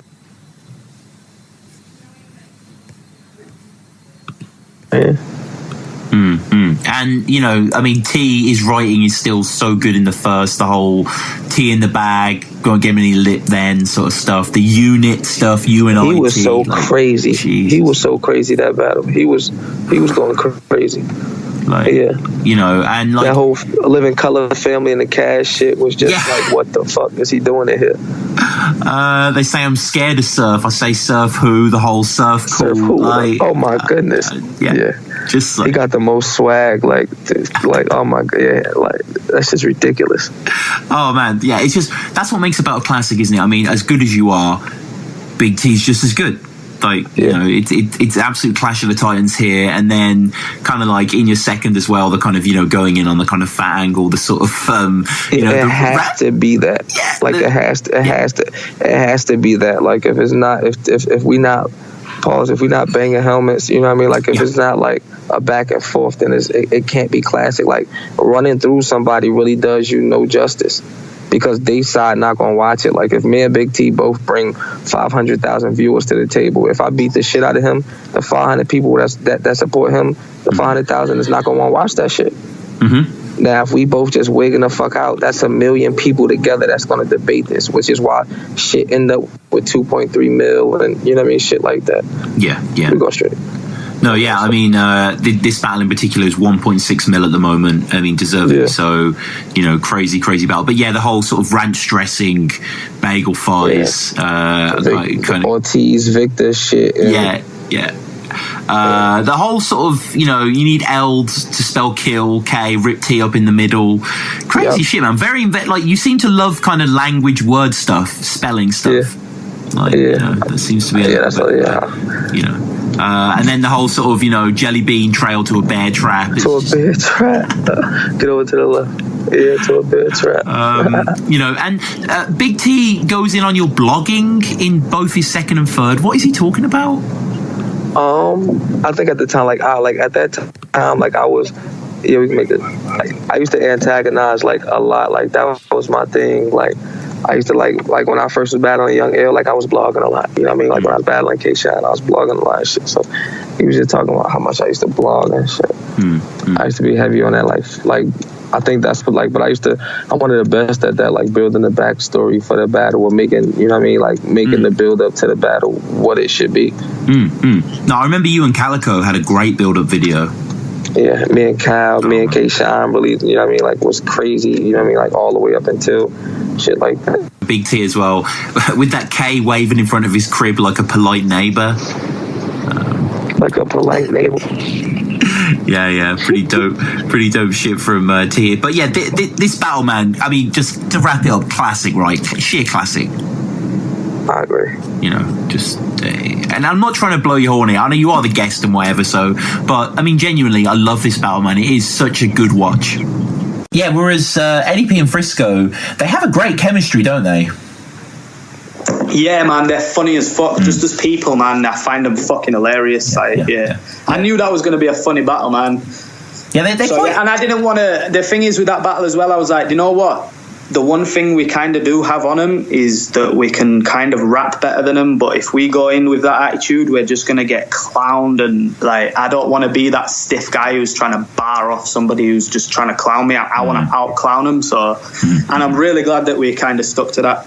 Yeah, totally. And interesting in the intro that says Eddie P and Frisko paved the way for Don't Flop to be on BBC Three. Yeah, man, because they did that fucking... They did some program where they was like... Because they were like alcoholics or some shit. They were pouring fucking vodka in their eyeballs and shit. There was I watched that shit on TV. It was bizarre because they was like at a Don't Flop event. It was mad. Oh, I need to check that out, man. That is some lost footage there. That BBC Three. It's crazy, man. Because you were gobsmacked when a second ago you realised that we're not black men. Yo, don't use your contact lenses as a shot glass then. And you need to send a thank you letter to the BBC editor because the shit you left out of that documentary was even sketchier. You two giving each other Hennessy enemas on a regular.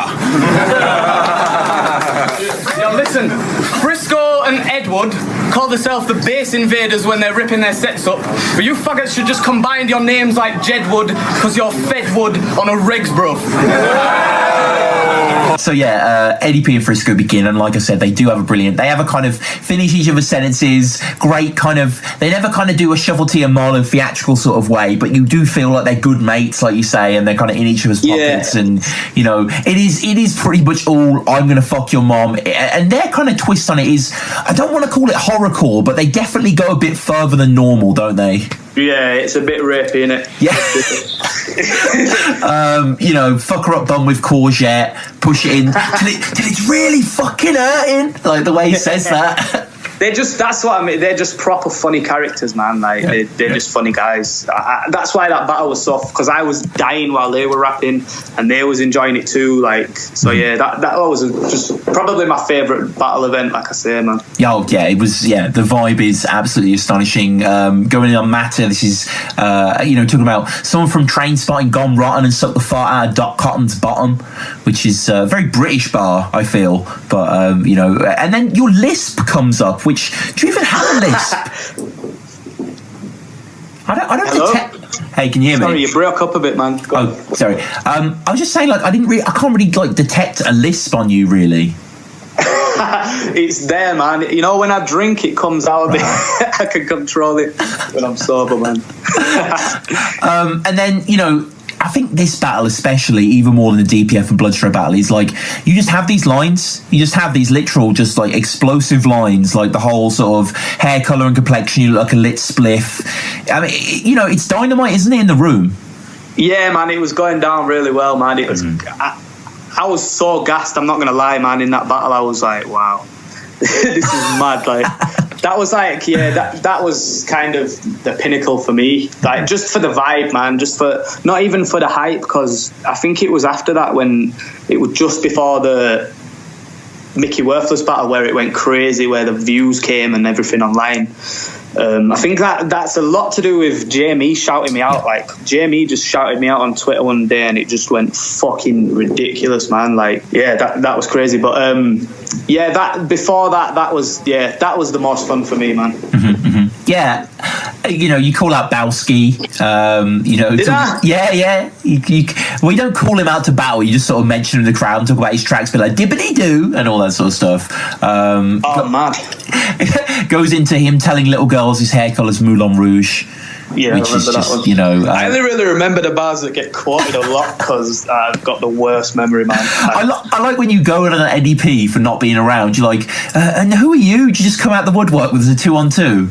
Yeah, that's literally what I thought about him. I was like, man, he hadn't actually done a solo battle up until after that when I actually set up the battle. I was like, can I set up a battle and host it? And he was like, yeah. I was like, and I wanted Eddie P to battle Calcium Kid. I just thought that would be the funniest thing ever. So yeah, that I went down and I hosted it. I don't think I've seen that. Yeah, it was at I think it was at where I battled Philly Swain and Zim with Matter. Okay, yeah. And then as the round ends, is just beaming. He's so happy because obviously he knows this is great, and he knows, like, obviously you and Matter have, you know, been the huge success you predicted and stuff like that. And I still think Eddie P and Frisko's second is really strong as well, where he's going in on leads for Matter. Everyone eats Tim peas, the houses are appalling. Matter don't live in a gaff, he lives in a hole in the floor with a sheet of tarpaulin. That's funny as fuck. Yeah, to be honest, man, I, at that time I didn't really expect the Yorkshire jokes, do you know what I mean? Because I just thought we're both Northern, man. There's not that much difference. Like, that's not going to happen. Like, but yeah, that kind of took me off guard. I like that, to be honest. Yeah, it was mad because one of my boys came with me, and he had a Yorkshire Rose flag, and was like, bro, I'm not sure quite where we were in Manchester, but I think it might have been fucking Moss Side or one of them places, man. Which was a bit, we was like, bro, don't pull that out. And then at the end of the battle, he's pulled it out and started chanting Yorkshire, and I was there with like a good few people, and like it seemed like the whole room was shouting Yorkshire and we was in Manchester. I was like, right, we're gonna get stabbed or something. This is crazy, but yeah, someone will just hear that down the road. Like, no, it's funny you mention that because at the end of the battle, the video cuts off, so therefore it's kind of like you can just hear the audio judging, and you can hear Yorkshire, but you can't see the flag. You can just, you don't see anything. So it cuts out, man. I think it was actually something wrong with the footage. I was a bit gutted about that because I was looking forward to seeing that on camera, man. Yeah, but it'll always live in your memory, Luna, which we've established is quite bad. So. And then there are just these kind of game changers. The whole climb, start, bollock naked up your family tree. Yeah, man. That went off a lot better than I expected it to. I have a really weird memory of that bar, by the way, where it was like 2014 when I lived in Manchester. I went to a Words of Weapons event, and I got there early, and there were like loads of people outside, and there were these two guys who had clearly just met, and they were just kind of making awkward small talk, and I just kind of overheard, and it was a guy basically quoting that bar, and they both laughed. And that was it. Amazing. Yeah, I know, because I just heard it. I heard like start, but I was like, oh yeah, family. I just kind of finished it in my head, and then I guess the other one is the whole sort of fisted a bitch the other day. I'm sure someone shook my hand. Yeah, man, that went down really well. It's mad. Like there's certain that one I expected to go down well, to be honest, but there is certain bars that like still get quoted to me this day where I'm like, what the fuck are you, like, why, out of context, out of the battle as well, I'm just like, why do you still rate that? Like, I get people tweeting me, your mum looks like Micky Worthless, or like everything I post, like someone says, oh, their mum looks like Micky Worthless. I'm like, that's not funny other than in a battle with Micky Worthless. This was hugely anticipated clash. I mean, arguably even more so than Tenshu's return versus Copyright. This was the battle of this card. This is one that everyone are looking forward to. I know you say you kind of don't live in that meta world of people building up the social expectation, and then Viewpoint, for example, and all these other forums, but Viewpoint mostly was definitely where Raptor kind of rallied his fans and built contention for it. And, you know, you were a bit more silent towards this. You were coming off the caustic thing. Did you see this as redemption? Did you see this as just you were sleeping normal now, so this would be business as usual? What was the build up? Yeah, pretty much did. Like, I was expecting myself to win. Yeah. Like, but again, like, I don't really participate in the whole build up to the battle. I find it strange that people like shit talk each other before a battle. Like, I get it before a fight, and I get it before any other form of competition except battle rap. Where that people talk shit about each other, like, oh, I'm gonna do this, I'm gonna do that, I'm better than you, you're worse than me. And then the build up to that is towards them standing in front of each other and saying, I'm better than you, you're worse than me, I'm pure shit. They just do the same thing. Again, the build up is the exact same as what they're building up to. It's a very strange thing to me, so I never really like participate in shit talking leading up. I get it from like a financial standpoint and a promotional standpoint. What I'm saying is that I don't understand why people are engaged in that, like why like fans enjoy like that kind of build up, and it's not something I really enjoy. Like it's all fake. Like all of it is fake, and I try and be as authentic as possible. No, like we're co-workers. We show up and shake each other's hand. Like what the fuck? What kind of cornball would I be if I was like saying to Raptor, "Oh, you're a faggot, you're a bitch, you're what?" and then showed up to the venue, shook his hand, and said, "I remember South Africa." You know what I mean? Like that's just not who I am as a person. Yeah. So, yeah, actually, can we just briefly? Yeah, you went to South Africa. I completely forgot about that. That's huge as well. I mean, that is like great fun, dude. Even bigger than Canada. That is because that is the true exotic, isn't it? Canada is so similar in so many ways to here, but that was such a different journey. That was insane, dude. That is a real eye-opening experience. Very humbling. Yeah, I bet so. Puts everything into perspective, like how some people live over there. And just obviously, so yeah, you did have that kind of relationship with Raptor going back, or at least you'd known him before that. So you were aware for a while of this guy. Were you rating him? I think Raptor's really good. Yeah, I still think Raptor's really good. Oh, no. I think he's incredible. I think the Tony D battle, as we discussed in the Old English battle, solidified me as a fan for sure. Yeah, but even before that, like, I was lucky enough to live in Manchester when Words of Weapons were still going, and I went to quite a few of the events, and one of the battles that I caught was not one of his most popular ones, but when he battled this guy called Jackass, who's a really, really good MC from Words of Weapons as well. And it was a fantastic battle. On that battle, Future battle, FOS, anyone knows that battle. It's a brilliant Words of Weapons battle as well. But I was like, fuck, this guy, just the confidence on the beat was fantastic. And like, you know, he had genuine bars, which was quite rare to encounter in Words of Weapons. And then he comes to Don't Flop. Young Guns Fusion tryout was okay. The Gem battle was absolutely brilliant. And then, just goes at the rungs, really. So you were just, obviously he was worthy in your eyes, but were you thinking, oh, maybe I thought it'd be Quill, or was it just you're the champion, Don't Flop picks for you? That's kind of one of the bonuses. Don't Flop definitely does pick for me. Yeah. Like, I don't get like a say in it. Yeah. But I was under the impression it would be Raptor. Like, I think Raptor deserved it. Oh, like, yeah. 100%. Like, but I think even if Gemini and Quill wanted it still should have been Raptor. Yeah. Like, I know that everyone, it's sort of revisionist now because the battles happened, so everyone's going to say it should have been Quill or Gem because what happened. But like, if you don't look at it through the lens of the past, you look at what Raptor did. Like, I know in the battle, like, I belittle his accomplishment, but I have to do that. I have to make him seem unworthy, so to speak. Like, that's the point of the battle. Yeah. But like, realistically, the guy had a 3-2 split decision with Tony that, like, you could make a very strong case that Raptor won that battle. Like, very strong. You could make a strong case that Tony won the battle as well. I'm just saying it's extremely close. And Tony is, like, undefeated. The only battles he lost were Real Deal and Air Minutes because he choked in them both. Yep. Like, and Raptor, in a battle that Tony didn't choke in, might have won. Like, nothing Gemini or Quill has done has been, like, anywhere close to that. Because, honestly, like, Tony won his title matches, like, fairly cleanly, right? Like, he had, like, 2 votes against him across all 4 of his title matches or something. Wow. Ridiculous. So it's just, like, for Raptor to get... Yeah. Shout out Raptor, man. He definitely deserved his shot. And I never thought for 1 second, and still don't think, that it should have been Quill or Gemini.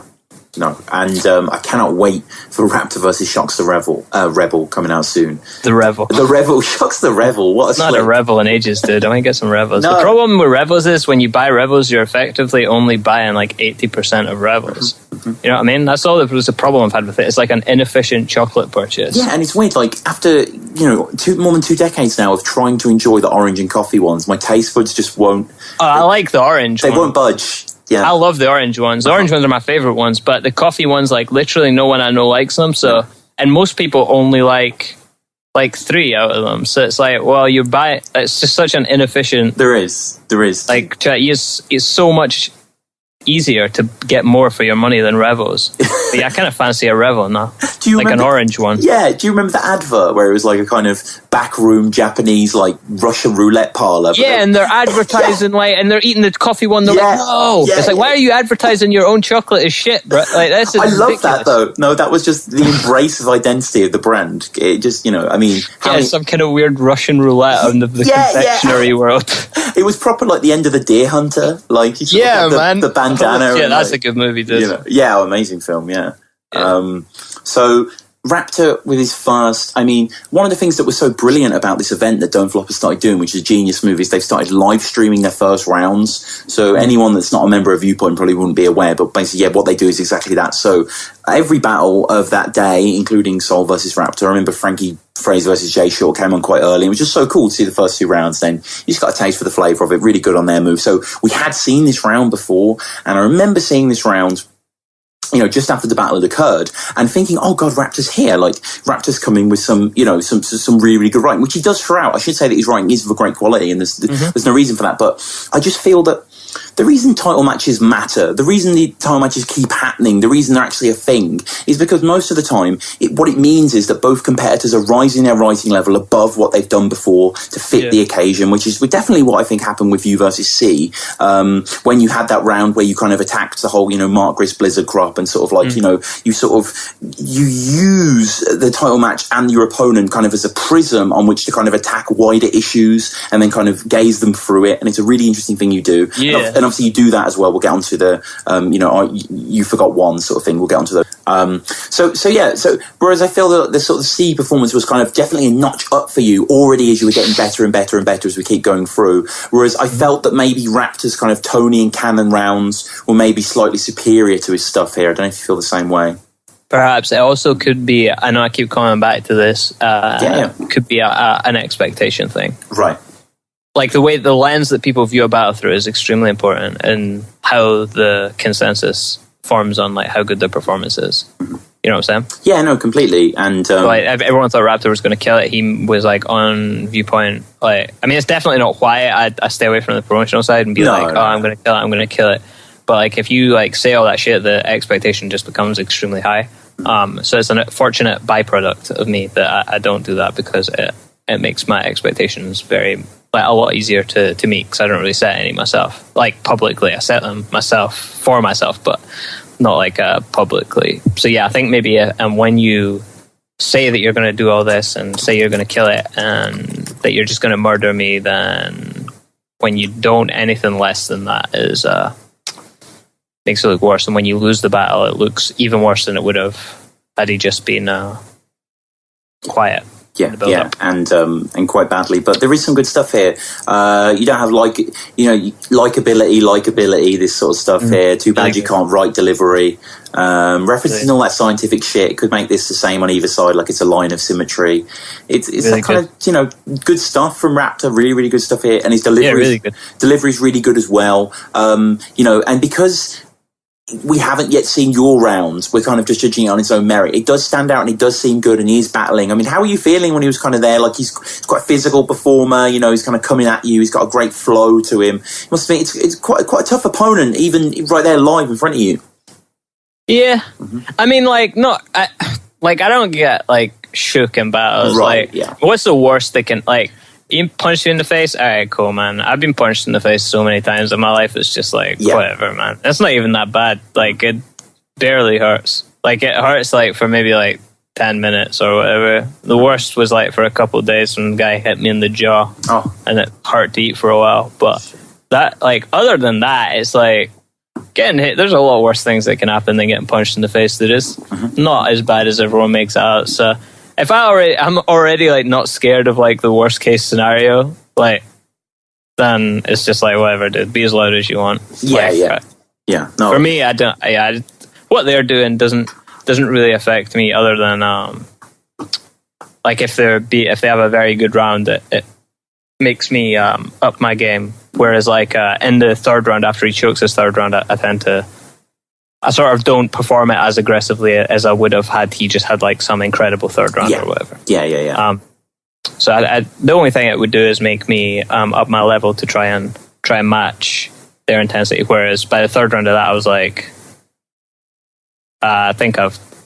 just judging by crowd reaction, I was like, I think I probably got this. I thought the first two rounds were close on stage, but I was like, once he choked the third, I was like, I've won. So sort of took my foot off the gas a bit, but that's the only way that like someone's rounds will affect me. It will only ever affect me like positively. So it wasn't like I was like, oh my god, this guy's so aggressive, like help. I was just like, whatever. No, you touch on that, talking about tucking your towel between your legs. I think in the first or second. But just to wrap up Raptors first, kind of trademark Raptor bars. I can end up behind bars much quicker than you can write them. I really like this bar, and I'm finding an odd trend in Raptor's writing that I'm hoping he's going to continue in the Shox battle. So basically, in the Tony battle, he says something about fucking Tony's bitch or something, and Finn to give her the white tip like a reef shark. Yeah. And then in this battle, he says, if you want bars, when I'm coming in abundance with punches and explosive rounds that'll blow up his defense like pufferfish. You think you're seeing an aquatic thing? Yeah, I'm hoping against Shox he gets on his krill shit. Like, or something. Krill. Yeah. See, krill, I don't think you can really, you can do a lot of, you need to have a much more, humpback. So, something that evokes more of an emotional response. You know, like if you reference Hitler, that's going to be a much bigger reaction than if you reference like a toaster or something. You know what I mean? Like the two things that evoke, like a reef shark, that's a pretty hype animal. Pufferfish, pretty cool animal, dude. Yeah. Krill, pretty much just whale food. So I think he's going to need to keep his aquatic references to hype animals. Maybe a giant squid or something. Yeah, I think so. He hates you more than a Monday shift after a Sunday binge. It must really hate me. Yeah, I mean, can you imagine, right? I think that. Can you imagine? It's quite. I had to do it a couple of times. Yeah, right. Definitely hated it. So. You can't even give them replay value. How the fuck you give them their money's worth? And, solid. Yeah, and how the fuck they accept you as a champ when they can't even respect you as a man? Really nice multi. Really nice multi. Kind of plays a little bit ironically considering kind of your rounds forthcoming. But but at the time. Yeah. Nonetheless, at the time, it's really, really strong. Look, okay. Enough of that pretentious shit, man. Let's get into bars. Like I say, you've been a writer as long as I've known you, and one day you came up to me and said you started watching things called rap battles, and this was about what? I don't know, for about 2 years at this point. You quickly roped our good friend Danny into this debacle. Danny was on your top 5 Don't Flop Battles episode. I absolutely loved that. But it was kind of a very logical progression that you would give battling a shot, because one of the beauties of battle rap, and again, we just got to say, I'm looking at this from an outsider's perspective. I don't really know anyone involved in it, but that also gives me a kind of freedom to look at it a bit more objectively. Yep. But the beauty of it is literally anyone with talent can rise to the top, or at least give it a shot. And that's what you did. Without getting into spoilers, I was planning on ripping you a new asshole today in a rather brutal fashion, in the style of a rather quasi Comedy Central roast. But I must admit, after rewatching your battles, I've become rather desensitized to it, and I have a lot to say in your favour. I mean, like, I'm biased as fuck here today. Let's get out of the way. I'm tribal. I don't give a shit. But I must say, like, I made this point several times on the Tom Waits podcast, and people emailed in saying, you keep saying the same thing, and I was like, yeah, I know. But the Bon Jovi analogy, where, like, there was a shitty Bon Jovi album from the early 2000s, I think it was 2001, called Bounce. Terrible fucking album. Awful, like bland as hell, awful. My cousin gave it to me. When you have an iPod and you're young, you put whatever music you can get your hands on your MP3 player. And I would listen to it loads just because it was all I had, and I kind of like it. It's critically panned, rightfully so. And I think a sense of Stockholm syndrome has came over you here, Sam. Like, I'm not a good battler, but like you say, you are. You know, you are in a bubble to a certain extent. You know, I mean. How pervasive has battling been in our friendship circle as just a thing? You have had to watch a few battles just by virtue of being around me. Yeah, I mean, a lot of substance abuse leads to rap battles being put on your TV. You are a big fan of YouTube on the TV. Oh my God. It is your future, as you say. I mean, I love Chilla Jones. I love Mark Grist. I love Oshea just because I love that kind of scouse asshole. Oh, Oshay's the best, man. I like watching your like compilation ones, like best Game of Thrones bars, best wrestling bars, because that's like very digestible for a guy like me who, like, I'm poor, but I have like very like weird conservative middle class sensibility, so I'm like scared of all these shouting guys in tracksuits. But I mean, I must admit, you found a few that I really did like. What's the famous Chilla Jones battle that is just 5 stars? Oh, Chilla JC. Yeah. Yeah. Oh my God. And and who's the big guy on King of the Dot? You know, Big. Yeah, I love that guy. Yeah, he's great. I think I prefer the performers. But one thing that we are going to get into in this episode is that, look, I mean, we're all pretty intelligent guys here. I'm probably not going to be able to tell what the best bars in a battle are, but I think anyone who understands the English language can see a bad bar from a mile off. And that's I think that's one of the reasons why the crowds are always so critical at a rap battle. But then some of the best lines seem to go over a lot of people's heads. But you'll see one guy in the background just going, "Oh, damn," like that. And that's what we're going to get into today, you know. But we've known each other for ages. We did a podcast together. Are you going to feel a bit cringy about going over your old battles today? Slightly. You know, I have been. I mean, the thing is, I put them on the channel. Because on the Battle Resume YouTube channel quite early on, because I realised people would be curious, and it does come up on a lot of, like, when I've ever put the episodes on Reddit or whatever, on forums, people are like, oh, I remember on R&B the 8, it was like, which is kind of like a big rap battle forum thing, they were like, oh, who is this guy, you know, did he battle, who's soliloquy, kind of who's the mass man sort of thing. So I did want to put them out quickly, because, you know, if I was watching a podcast and that guy had done a battle, or he was in a band, and you know what I mean, but it wasn't his normal mode, I'd be like, what the fuck? I'd be like, I've got to check this out. So I thought, you know, I would want to see this, so other people want to see whatever, you know, sort of thing. But yeah, going through them, I don't know, it's weird. I think my best performance is actually my first battle. I mean, we'll get into that, but I think that's actually where I peaked, and then kind of the rest was kind of some of the classic lines. Because I mean, being your friend, I have to put it with a lot of you just ringing me up with new bars that you've got. Danny talks about. Really happen anymore. Danny talks about this to no end. How like it'd be like 3 a.m, and he said, "Oh, Danny, how's this? I gave her anal with a nail," and then he'd have to give you instant feedback. Mm-hmm. I know your girlfriend's been long suffering with it as well. Oh yeah. But battle rap wasn't your first public open forum expression of wordplay. Do you want to briefly tell us about our days in the Birmingham spoken word scene? Yeah. Well, I mean, as some people might have noticed, many people probably have not noticed this, but my personal Twitter handle is Tom Quee Poet, because when I sort of debuted as a digital entity, it was poetry that I was really into. Both, you know, when I was kind of younger, massively into page poetry and reading poetry and the classic poets and mombos or whatever. You know, Norm MacCaig was personal favourite, Scottish existentialist, amazing poet. So I was reading to that side of it, and I was reading to words, going through, whatever, writing, doing short stories, poems. Everyone kind of has those affectations when they're like 18, keeping a journal, all that sort of stuff.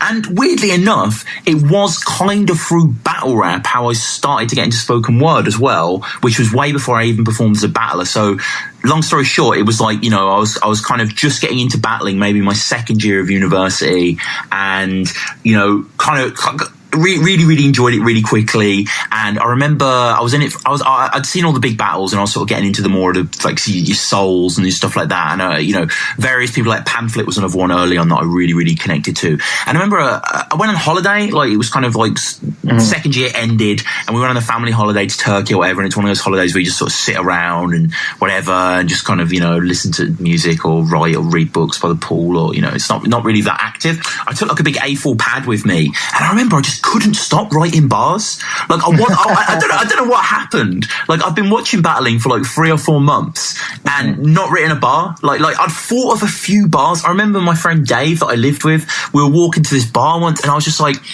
I was telling him about bars I've written, and I can remember being nervous because it was the first time I'd ever said like, oh, I've actually written some stuff.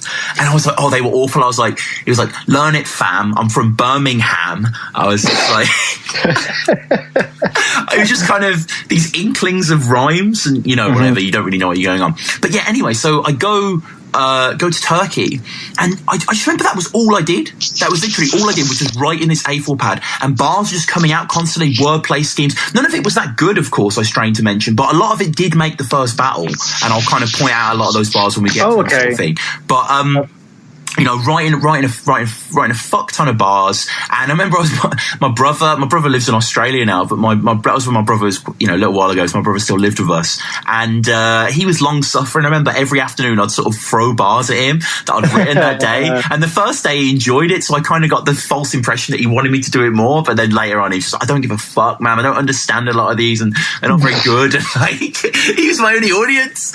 So, and then I remember as well, like, at the end of the holiday, after like 7 days, I had like a few pages left of the fucking thing. There's so many, but they were written in big handwriting, I should say. It wasn't on the lines sort of thing, it was quite, and I have terrible handwriting as well, so it's kind of giant, spidery, awful. But I remember I thought I'll make a round. And I kind of started to put bars into order, and that's where it gets you. That's where it becomes real, I think. When you perform it to yourself and you put your iPhone and you record it, and you're like, oh shit, this is 60 seconds. I've got a 60-second round that I could sort of, if I learn this, the learning is the next step as well, and that definitely gets you into it. But it was that early stuff. So that's when I got into kind of like writing bars and stuff. But I'm not really sure what happened for the rest of third year. I kind of, no. I mean, I battled Danny, didn't I, as well? I completely forgot about that. But that was actually my first battle.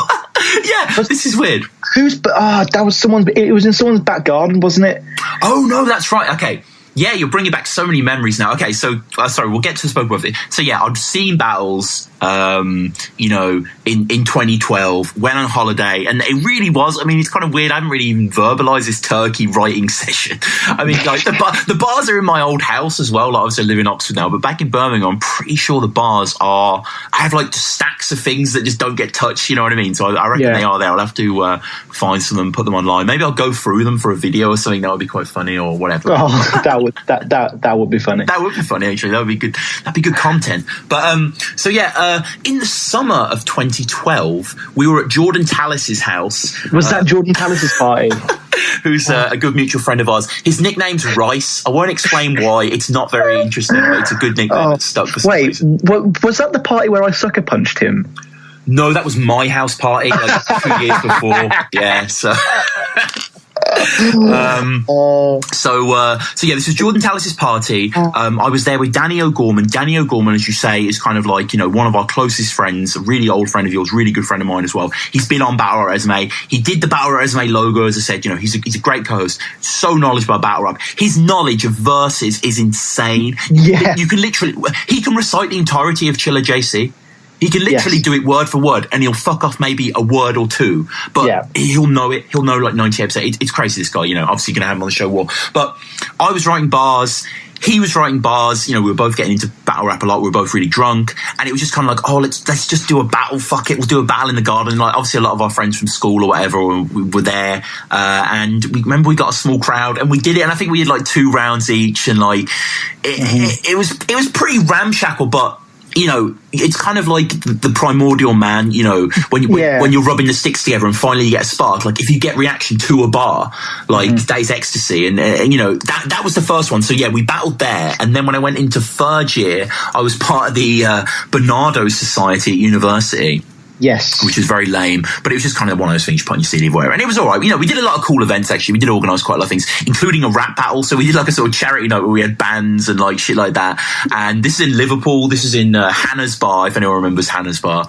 And we went there, and me and Danny, this is when I was known as Clandestine. Danny was known as Controversy, still known as Controversy. He's still never battled, Danny. He's one of those guys you can sort of lead a horse to water sort of thing. Like, I've been trying to get into battle for so long because he is a really intelligent writer, and his schemes that he has. Same with podcasting, man. Same with podcasting. Yeah. I'd love him to do a show, but yeah. So we did the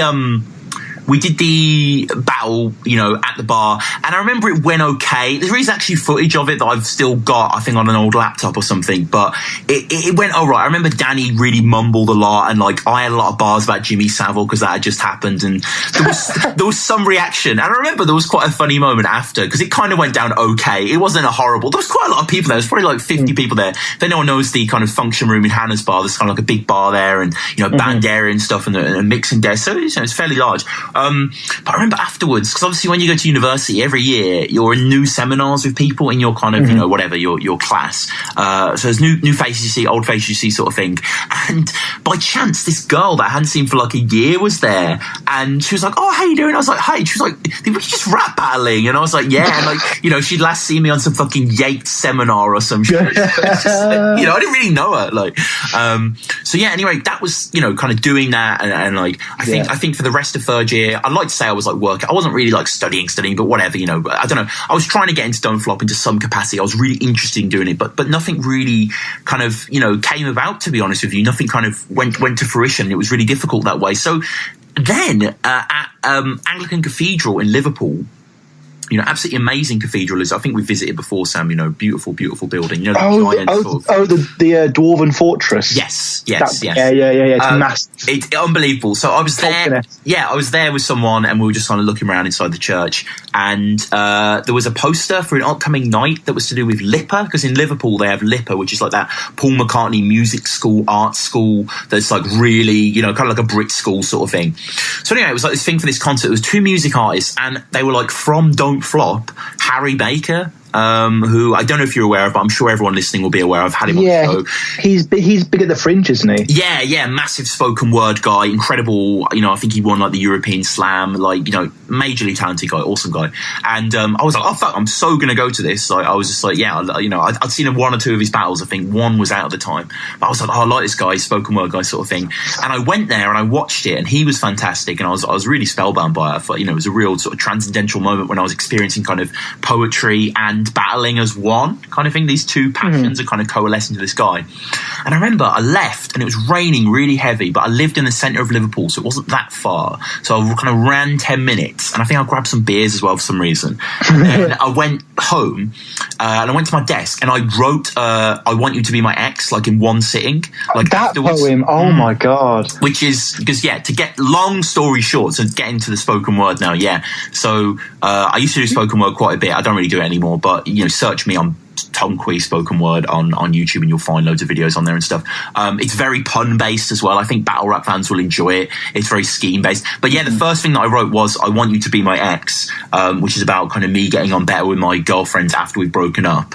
And similar to the Turkey session, it just sort of came out, and I was just like, and then I think I performed a little bit in Liverpool. There were a few nights on at like the Egg Cafe and the Dead Good Poets Society, I think they were called as well. There were a few other things. You know, Liverpool was quite good for the art scene as well. The Windows Project I worked with as well. Dave Ward, great local poet, that was kind of his poetry charity that I did a little stuff with as well. And yeah, I kind of forgot battle rap for a bit then. I was still a fan, but it was more like I could actually do spoken word gigs, you know what I mean? Yeah. I couldn't get a battle, so I just kind of whatever I could get active within is what I was attracted to. Hey everyone, hey and welcome back to yet another episode of Battle Rap Resume. This is your host Tom Quee. I'm here with a very special guest. Just before we get into the guest, I can hear the waves crashing in the background. Very, very excited for this one.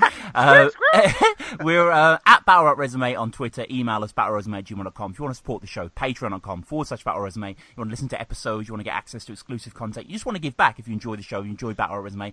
Thank you so much. Redbubble as well. But I got a bona fide star in my midst. Afghan Dan, how's it going? Bona fide star? You're making me blush, bro. I swear down. Yeah, man. Nah, it's all good. It's all good. Yeah, man. It's good. I'm at the garage today helping out, bro, with the Part War tyre shop. You don't know. Right. I'm helping out. The celebrity giving back to the local community, or? That's it, bro. That's what it's about. That's it. Big up the local businesses. That's what we do. You don't know. But yeah, man. It's all good. It's all good. Yeah, good. And, you know, like a lot of people in battle rap terms, they get into battle rap, you know, through Lunar C or Blizzard or whatever, you know, and I've got to be honest, I discovered you through Vice. You know, I mean, what an incredible documentary that is. Thank you. Yeah, man. Sick. Yeah, it was good. Yeah, man. I mean, like, for Don't Flop with me, when I first got to know, I've been watching Don't Flop for years, you know what I mean? I've seen Lunar C and all that battle and all that time ago, but obviously it was like, the thing that inspired me to do it the most was Load of the Mics, to be fair, yeah, do you know what I'm saying? Like, I was watching that since it got off foot, do you know what I mean? And fucking, I was watching on classes and stuff like that when people were down there were still listening to Dunk and all that, innit? So, right. You know, but yeah, man, it was sick. Yeah, man, it was good to get on there and fucking meet everyone. Obviously, my first clash, I think I did pretty well. Yeah. Do you know what I mean? Obviously, I held it up a little bit, do you know what I mean? But obviously, I could have performed a lot better, but that was my first clash, and you know, I just enjoyed being there, mate. It was sick. I loved it. Yeah. And I mean, let's go back a little bit. Like, where did it start? Was it after that documentary dropped that like Don't Flop got in touch, or? I think it was. Yeah, I think Bison messaged me on Twitter first, and he asked me if I'd like to go on it, and I was like, yeah, man, that'd be sick. And then like he sent me a few opponents over it, and it could have been Izzy Gibbs or him. Like he gave me a few to pick out of, innit? But obviously, we just ended up clashing P Solja, bro. But, you know, obviously it was good, though, because it was good there to get out there, because obviously I've never clashed before, and he was gritty, do you know what I mean? When I seen his videos, stuff like that, I was searching for him before I seen him, I thought, you know, this guy's going to be pretty tough, innit? Yeah. Do you know what I mean? Yeah. Like, just bars-wise, and I hit it, but obviously I wasn't intimidated one little bit, and I think you could tell that when I'm on stage, you know what I mean? I was just loving the atmosphere. I knew nothing was going to get down, nothing was going down, because obviously I spoke to P before I got on there. This is the funny thing, and he was like, come on, let's just put on a show, innit? So, yeah, man, we put the show on, it was cool, it was great. But obviously, like, obviously, he did an interview with you, didn't he, that the other week or something? And I just sent that one today. Actually, I got the tweet for this is how I've messaged you. Yeah. Like, I said, obviously, I seen the interview that he had the other day, and he was saying that he came down to Blackpool and he had it all locked off, and police were locking streets off and shit like that. He's chatting shit, bro. To be fair, do you know what I mean? Like, it's just madness. And, honestly, it's just lies. I don't know why he's doing it. Like, obviously, for the attention, he must have known I was going to reply to it, because that's just not the case. You know what I mean? Like, he came down there saying the kids are flocking all over him. Like, I was there when he was performing at Bootleg. You know what I mean? I didn't go in, but I was around the area. You know what I'm saying? It was dead anyway. You know what I mean? Like, it was dead. You know what I'm saying? But anyway, obviously he's just talking shit. That's what you're doing, gassing up. But I'm not really interested in all that anyway. I'm not bothered in all these indirects and all this kind of shit. You know what I mean? At the end of the day, I enjoyed my time there. It was sick. Do you know what I mean? I appreciate all the leads for being there and stuff like that. It was sick, the reaction. I can't wait to get back up there, bro, and do another show, hopefully soon. So, I mean, are we going to see more of you battling on Don't Flop, or? I don't. I think so. I think I might do. Like, Bison told me he's doing a few events up in Sheffield soon, and he might want me to come through in some of them. So it'd be great to take part in some of them. I don't know who the opponent will be this time, but I hope it'll be someone bigger anyway. Yeah. You know what I mean? Because like I expected a lot more to happen after the clash. You know what I mean? I thought there'd be a bit more of a wave or something, but he did nothing but just talk shit on live stream. So I thought, you know what I mean? My man's just scratching the barrel already. Do you know what I mean? Like, we could have fuck it. You know, but obviously, like, another opponent, that'd be sick, man. That'd be sick, yeah. Hopefully, yeah. Right, and I mean, like, in terms of the BGmedia audience and stuff, you know, a lot of them have been watching the battle. Have people given you feedback on the battle, or? Yeah, definitely, yeah. They've been giving me loads of feedback, like, obviously loads of feedback. Like, I've seen a lot of people saying, Afghan Dan defo lost this and all this kind of shit, you know, but there's a lot of people that are saying, you know, I respect him for turning up there, and you can see, obviously, he just wanted to be there, you know, like, he kept the, you know what I mean? But I don't know, I think P kind of had it, like, went in there with a different mentality, you know what I mean? Like, obviously, he's clashed before lows, isn't it? So he thought I was going to go up there and give him all this ego and that, and I wasn't prepared to do that. You know what I'm saying? That's not what I wanted to do. I just wanted people to listen to what I had to say about him. Obviously, he just, you know what I mean? He rolled up with about 20 men. I turned up there on my own. Right. with two other boys, like, obviously that met me there. But obviously I went up there on my own. Do you know what I mean? I stayed in the hotel, and then I walked up in the morning, and obviously like my two mates that were with me that night, obviously like they were messing about. They went out in town anyway. One of them lost a shoe, fucking lost his iPhone. I swear down. Two birds came and fucking fucked off. Oh shit! It was sick, and then I wake up in the hotel with two birds coming in screaming and all this. I go mad asking where my mates was, and then I had to get off anyway. So then these two lads have rang me that I think Bison sent to me. And then obviously I've walked through Leeds up to the clash now. I've seen that a lot of people taking pictures and that, and it's just funny. Like I'm thinking back now to like his first interview when he came on this show, wasn't it? And P was saying me that these two guys had met me. In fact, I think these two guys actually spoke to you, didn't they? Yes, they met me and I was Sam and Dom, yeah. Yeah, saying I was shaking and all that. And that's a bit upsetting me because I thought they were all right guys, you know what I'm saying? And they are chatting shit though, because I wasn't. I told you, I'm saying. I walked in there, I was loving it. Like everybody in that room, whoever was there when I was performing that night, they saw how relaxed I was. You know what I'm saying? I was chilling. Do you know what I mean? I never knew people were thinking that kind of way in it. So yeah, man, it was a bit of a shock when I heard P talking shit after the clash. It was just a bit of a madness, but yeah, man, I don't care about him anyway. Yeah, but I mean, like, you know, you did really well, man. Like watching it back, obviously, I was a fan of yours from the documentary, and you know, I think a lot of people wanted you to do well, and there was a sense that you know, quite a few battlers. I don't know if you're aware, but quite a lot of celebrities have came in and battled, and you know, and it's never gone very well. But I think this one actually went quite well, especially your first round. Like the crowd were rocking with you. Yeah, man. Yeah, it was that. The energy was in the room, like, as soon as I stepped in, to be fair, do you know what I mean? Like, I don't know, like, it was just different. Like, the way I presented myself, like, people just stood there giving up the ego and stuff like that, do you know what I mean? Gang, bap, and all that, lad, and all that. And it's just not needed, do you know what I mean? Like, you know what I mean? It was a madness. But yeah, man, I loved it, bro. Okay. I loved it, and I think they did as well, and I'm glad they did. Now, yeah, man, I can't wait to go again. It'd be sick. Yeah. I mean, it's almost got 250,000 views, which is huge. You know, for especially UK battle rap, it's massive. Like, yeah, first, like, obviously, like, P did say that P Solja did say there's a bit like a load of MCs having I heard him complaining about actually saying that all these MCs are getting a big decrease in views and all this online. Like, well, that's your fault. Do you know what I'm saying? Like, you have to move with the times. Like, nobody buys CDs anymore, mixtapes. You know what I mean? Yeah. So obviously the way to promote yourself is online. So if you're not getting the views and stuff like that, if that's all you're worried about, you need to sort that out, isn't it? Like, yeah, no, completely, man. And like, you know, I remember in the documentary again, I keep coming back to it, but you know, you did like one of your first shows, and now you're on stage in front of a load of people. Was there pressure or? Yeah, definitely. Yeah, definitely. I was nervous. Of course, I was nervous, man. It was my first clash. You know what I'm saying? I did have my nerves, but I don't think I showed that too much. You know what I mean? When I was on stage, I looked quite relaxed. You know what I'm saying? I think so. You know what I mean? In my eyes, anyway, and other people that have commented anyway. Do you know what I mean? But yeah, man, it was definitely nerve-wracking. But I was just buzzing to be there. Do you know what I mean? Like that was a big move for me. Anyway, you know what I mean? It was sick. That to get on there because I've watched Don't Flop for years. Yeah, do you know what I'm saying? Yeah. So obviously for me, was it weird, like meeting her and everyone, or? Yeah, defo. Yeah. It was pretty. It was. I suppose it was. I've been watching him on the big screen for time. Do you know what I mean? And I met him, and they were good guys, you know what I mean? Proper, man. Like we got on really well. That looked after me when I was down there, do you know what I mean? Mate, it was sick, man. Yeah, man. But they've stayed in contact, especially Bison, you know what I mean? Like, he messaged me the day after, like, congratulating me and saying, you know what I mean? I held up and all this, and asked me if I wanted to come through again on another one. So I've agreed. So I'm just waiting for him now, really, innit? All right. I mean, I don't know about you, Dan, but like, Don't Flop have got to be silly not to put on a Blackpool event with you headlining. Like, that's just smart, isn't it? Yeah. Well, it's a good idea. Yeah, I think it'd pop off, you know what I mean? Yeah. Because I've tried setting up a clash here ages ago, but with like the MCs round here, you know what I mean? But they're all shit, and they've all been Tez now anyway. They've all gone about, but obviously, you know, like, it's just the thing is, like, if the clash would have happened down here when I set it up, like, because like there's loads of immature people here, do you know what I mean? Especially that would want to turn up to something like that and kick off just to put a front across, you know what I mean? So I think it'd do well, but I think out of town's better anyway. Do you know what I mean? The cities and that, because but it'll definitely be a decent turnout down there. There's plenty of people intrigued in it, you know, so. No, interesting. And I mean, this year, like, what else are you looking forward to do? Like, obviously, Don't Flop was a huge thing, documentary last year. What are the next moves? I've got a few collabs coming up, like with a few big artists from London coming. You know what I mean? Like, all I want to do now is just focus on writing music. Do you know what I mean? Like, that's what it's been. Like, I've been doing all these disses and stuff like that, and obviously, I just want to start making tunes. Like, you know what I mean? I've not got to that stage yet. I've not even hit iTunes or Spotify or anything like that. But hopefully, that's what I'm working at the minute. It's an album, minute really, and just shows as well, man. I've been busy doing shows. I was in Manchester about a week ago at Antwerp Mansions for the show there. I've got one coming up on the 22nd of July in Glasgow.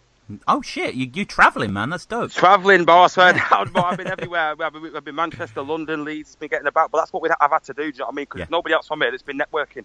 Yeah. So obviously, like every time I go out somewhere, this is Blackpool, isn't it? Yeah. I mean, is that because that's what the film got across? Do you go out and you get recognised every day? Is that what happens? Yeah, it is. Yeah, it is. Yeah, especially around Blackpool. Do you know what I mean? Because well, to be honest, I was known before I did the music anyway. Everyone knew me around here. Do you know what I mean? Sure. It's always, but obviously now with all this entertainment, everybody wants a picture and stuff like that. So we do. You know what I mean? It's madness. Yeah. But I'm humble about it. Lovely. You know what I mean? It's sick. It's good to see that I've. You know what I mean? Every time I see him smile, but I've made that reaction. Do you know what I mean? It's good, man. It's fucking man. It's sick, but. Sometimes it does bring on a bit of anxiety in it, like if I'm blazed or something. Mate, somebody wants a selfie and I want a selfie, I'm like, oh shit. Dry mouth business, but yeah, man, you still do it. I've never said no to a selfie. Oh, good. Can you imagine how hard it would be though to ask someone for a selfie? I can't imagine doing that anyway. Yeah. No, definitely. And you were on JDZ Media doing a Spitfire. Like that's got 850. That's got 850,000 views, man. Yeah, man, I'm impressed with that. I know it's nearly 1 million views. Well, hopefully gonna get a road rage soon, isn't it? Like straight away, like I've already spoke to Jake from JDZ, and he's quite happy to get more than happy to get me back on there, isn't it? But yeah, man, it's doing really well. Yeah, it's Blackpool on JDZ. You don't know. Yeah, it's crazy, man. Honestly, like when I watched that thing, I was a fan. You know, I think you came across really, really well. You and Poet just had some great scenes together and shit. Like, you know, it was just like Poet's sick, man. Yeah, sick guy. Yeah, he seemed like a sick guy. I think in the fish and chip shop as well and shit like that. Like, you know, all those. Yeah. One thing. Yeah. You know when Poet walked past that chip shop and said it was my favourite chip shop. Right. That is not my favourite chip shop. Okay. That was a bit of a part. It fit in with the story, but the best story, obviously I just can't declare it now since we spoke about it, but the best chippy is the number 3 chippy, or are we chippy? You don't know. Okay. And we're I'm actually on the video now, just looking. It's got 3.9 million. It's just about to cross 4 million views, which is just like, you know, major shit here. It's such a good video. Like, I mean, you and Little T and Soph Aspin, are you guys still close? Do you still keep in contact, or? Nah, we are in contact. Do you know what I mean? Like Sophie and Little T still go on to Jackson record all the time, so I'll see him if I'm in the studio or something like that. But obviously, like what I'm trying to do now is just like kind of break away from that a little bit. Do you know what I mean? Like the controversy was good. You know what I mean? I think I've utilised it to my full. You know what I mean? Whilst it was there. You know what I mean? But I just want to step away from that now. Do you know what I mean? And start building more of an artist. You know what I'm saying? Like that's what it's about. Like obviously, they'll get their turn. You know what I mean? Right now for them two, it's a lot controversial, but the kids love it. Do you know what I'm saying? That's what's giving them whatever they're getting. So they're going to use it. I don't know what they're thinking. I don't know. But when they're older, hopefully, you know what I mean. Fingers crossed, they are going to start. Making some mature decisions and shit. You know what I'm saying? Yeah, that's the thing. You go onto BGMedia's channel, and like the average video gets about 200k. You know, really good. Sophie Aspin 1 week ago, 900,000 views. Yeah, like, madness. Jesus. Yeah, run out of bars. Yeah. You know, listen. Within the first 40 minutes, that had more views than Bugs and Malone's, and they both dropped at the same time. Jesus Christ. It's a mad, that, isn't it? It's a madness, bro. This is smashing it. It's killing it. But yeah, man, big up, Soph. Yeah, of course. Big up all of those. Big up you as well, man. Like, you know, it's good to finally speak to you, get your take on the whole battling scene. I think, you know, as someone who's deep in this, a lot of people are a bit skeptical, but I think pretty much everyone was won over by you. You did well. Yeah, thank you, man. Thank you. No, it's all good. Man. It's all good. So I appreciate that. Yeah. No, it's all good, man. So I guess finally, how do people get at you? Twitter, Instagram, that sort of shit. Yeah, Twitter. Yeah, you can follow me on Instagram. I'm always posting on there. Like I usually go live during the day, just getting about doing my average day to day. So if you want to see more about that, get on Instagram. I'm on Twitter. I'm on there. I'm on YouTube, Facebook as well. You can go on all those. Yeah, man. And sick. Yeah, man. Yeah. I'm about. Yeah, I'll be near you soon. Yeah. Hey everyone, welcome back to yet another episode of Battle Rap Resume. This is your neighbourhood culture vulture, Tom here.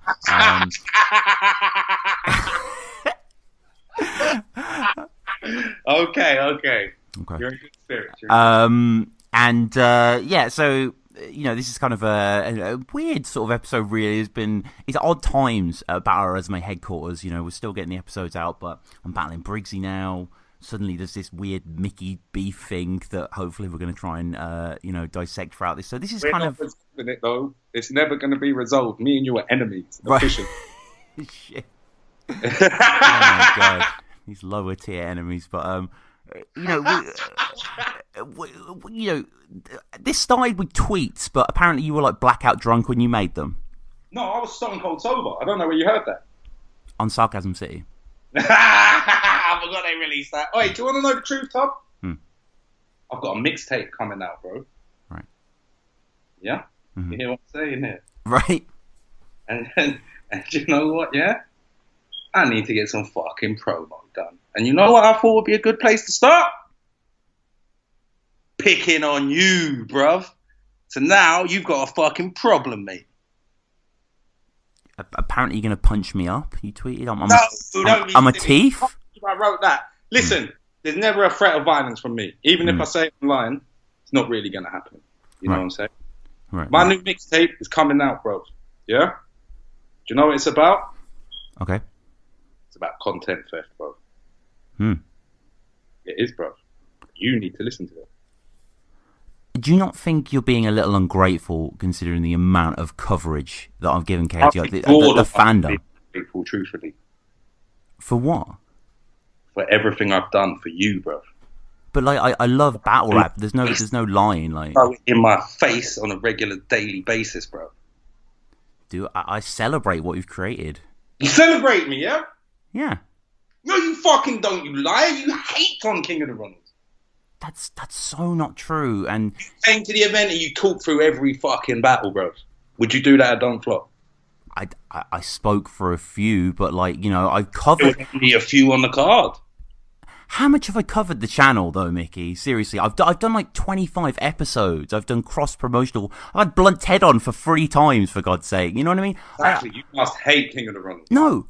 You must. I love it. I love it. All the people, Blunt Ted. You could have had fucking Hulk, me, Boski on 3 times. You got Blunt Ted. Look, but it's my choice. It's no disrespect to those people, but it's my show. Like, why are you this gatekeeper? Because when you do promos of other things, you get the top boys involved in that. Because they're the new leagues. Because Code Red and Chalk Red, you need the spearheads. XM. No disrespect to Sam XM here. He has to be on. I said yes. He's covering a thing for me. What's he got to do with anything? He said, can I do an episode? I had a free afternoon. We did the episode. Get over it. So to him, don't fucking get him talking about my shit. He didn't have fucking no idea what he was fucking talking about. He has every right to an opinion on it. All right, now that is a point I can't argue with. You're going to shut him down? For what? For pettiness? You could say, though, this is an opinion of a guy. Yeah, not the official preview of the event. You could do a bit better than that, Tom. Oh, but it's not, Battle Rap's tiny. Like, it's just some, it's a YouTube channel. Every time I look on your channel, yeah, there's a new video up, and who's in the thumbnail? Me. You've been in like 2 thumbnails. Explaining, exploring Don't Flop Extra. Exploring this shit, doing that, all of this stuff, bruv, and you're like covering it, and it's me. That's me. You're stealing my image. That's my image you're stealing there. I've done all this shit, yeah? Then you come along, some Johnny come lately, thinking that you're some sort of authority on battle rap. No. That ain't right, bruv. You need to listen to my new mixtape badly. You're the person that needs to listen to it. I'm going to send you a copy of it, Tom. Okay. And if you review it, beef, bro. I'm only joking. But listen, no, Tom, I do like you, yeah? I'm not going to lie. I'm going to start from the top, yeah?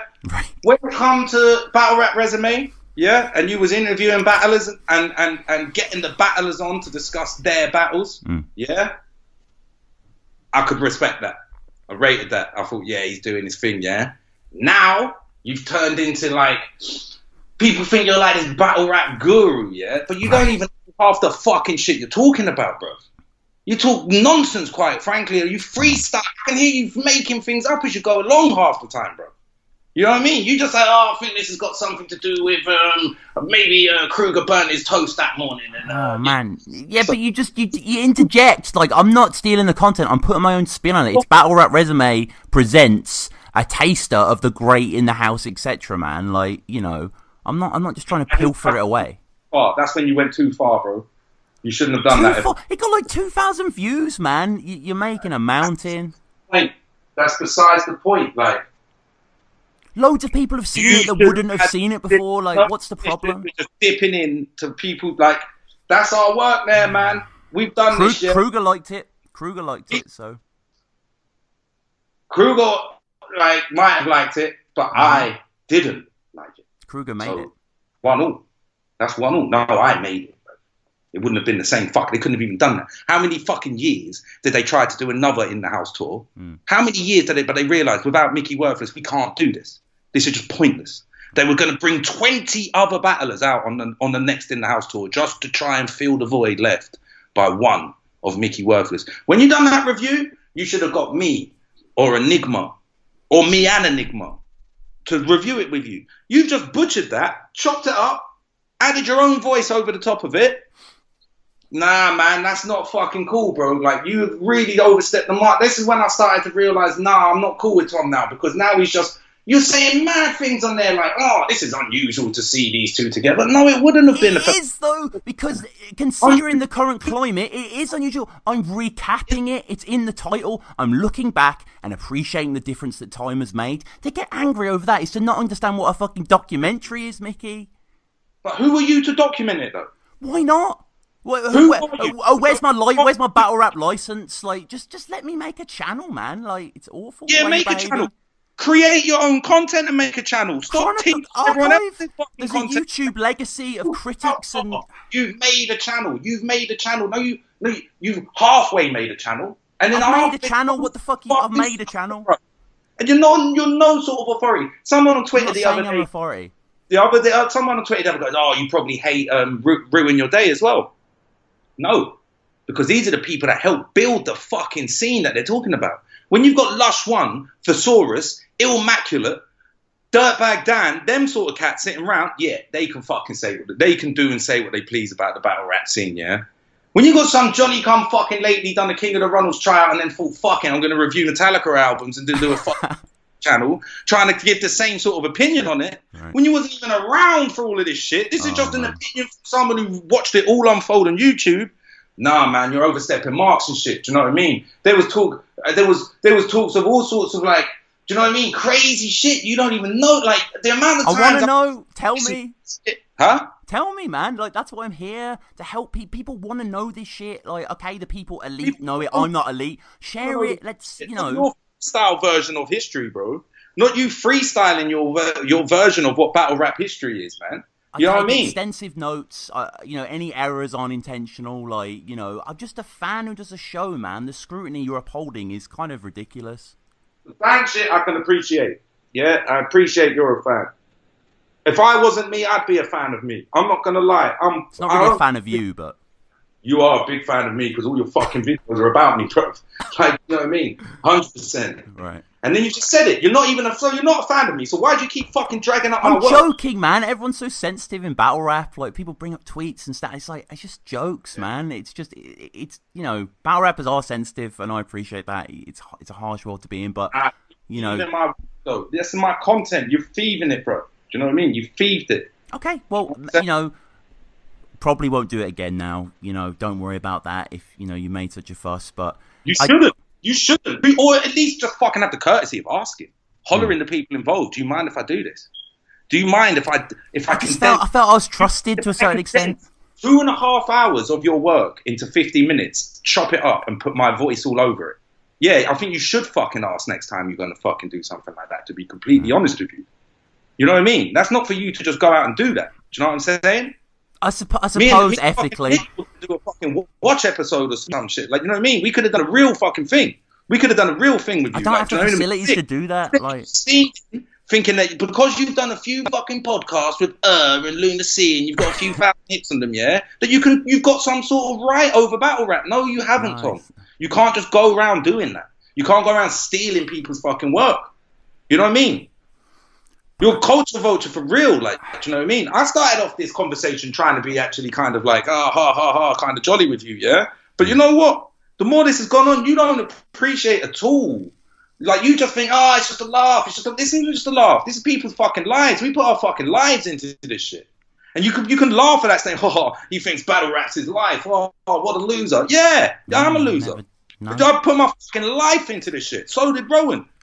So is fucking Kruger. I'm celebrating that. I'm showing how great it was. Like, I'm saying, look at this. New listeners, new subscribers to this new battle rap channel. Check it out. Like, what's wrong with that?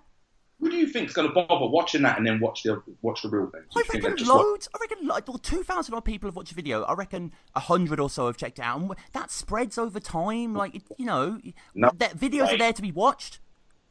If you watch Match of the Day, you don't go back and watch the game after you've seen the highlights. It's not comparable to football. It's a one-off 5-part documentary. How is that comparable to a game? It's the same. You've seen the outcome. You've seen the fucking highlights. You've seen the outcome. There's no point watching so repetitive in comparison. Come on, man. Like it's a beautiful drama. It's comparison. It's an absolutely perfect comparison. You condensed it into a smaller thing. Yeah. You've taken the shine away from the people that done it in the fucking first place. No, I've celebrated it. With your voice all over it. Who are you to put your voice all over that? What the fuck did you have to do with that? Because if I just did it without the voiceover, it wouldn't make any sense. And if I just put all the episodes together, that is just theft. But it's an introduction. It's a director's commentary of sorts. It's my take. In the content, if I put my voice over the top and add my opinion, my uninformed, uneducated opinion. If you don't want to listen to it, don't watch it. Well, don't fucking put me in it, and I won't have a problem with the shit you're fucking releasing. Well, Mickey, it's safe to say that I was planning a best of Pigman Dan, but that ain't happening now. So that's fair enough. Why was you planning it before consulting anybody? Just because I plan it in the sense that it's just. Wouldn't the best thing to do would be, hey man, before I start chopping all your fucking work into pieces to put it onto my own channel, to upload it for my own fucking followers, not like. Wouldn't it have been a good idea to fucking... Don't try and hit me with, I was going to... Oh, do you know what all I heard then was, well, I was going to steal some more of your fucking content then. I'm probably not going to bother. There's no benefit to it, though. You say it as if I'm profiting millions off it. It's just content that I think fans would appreciate. Like Minnesota Luke does. It's just battle rap stuff. I've never seen Minnesota Luke. I'm not on that side. Well, you're missing out. What the hell? He's amazing. I don't watch all that stupid... I make battle rap. I don't fucking watch the fucking people talking about the fucking things I make. I'm too busy creating it, setting trends, fucking making shit happen in the fucking scene, building bridges, yeah? You want to fucking sit around and fucking teeth everyone's work and consider if you consider that as to be doing something good, then I can't help you. Because if after me explaining it to you like this, you still think that you haven't done anything wrong and you are not feeling any pang of guilt at all after doing all this fucking teething of other people's work, then there's nothing I can fucking say to help you, Tom. Yeah, it's a good battle. It's got 97,000 views, which is, a good view count, perhaps counting what comes next. Had a big inflation to it. You battled Mark Grist after the Blizzard battle. You battled one of the only breakout superstars of battle rap after his breakout superstar performance. You fuck children with a smile. It's quite true. He puts his dick up his own ass to fuck the inner child inside you.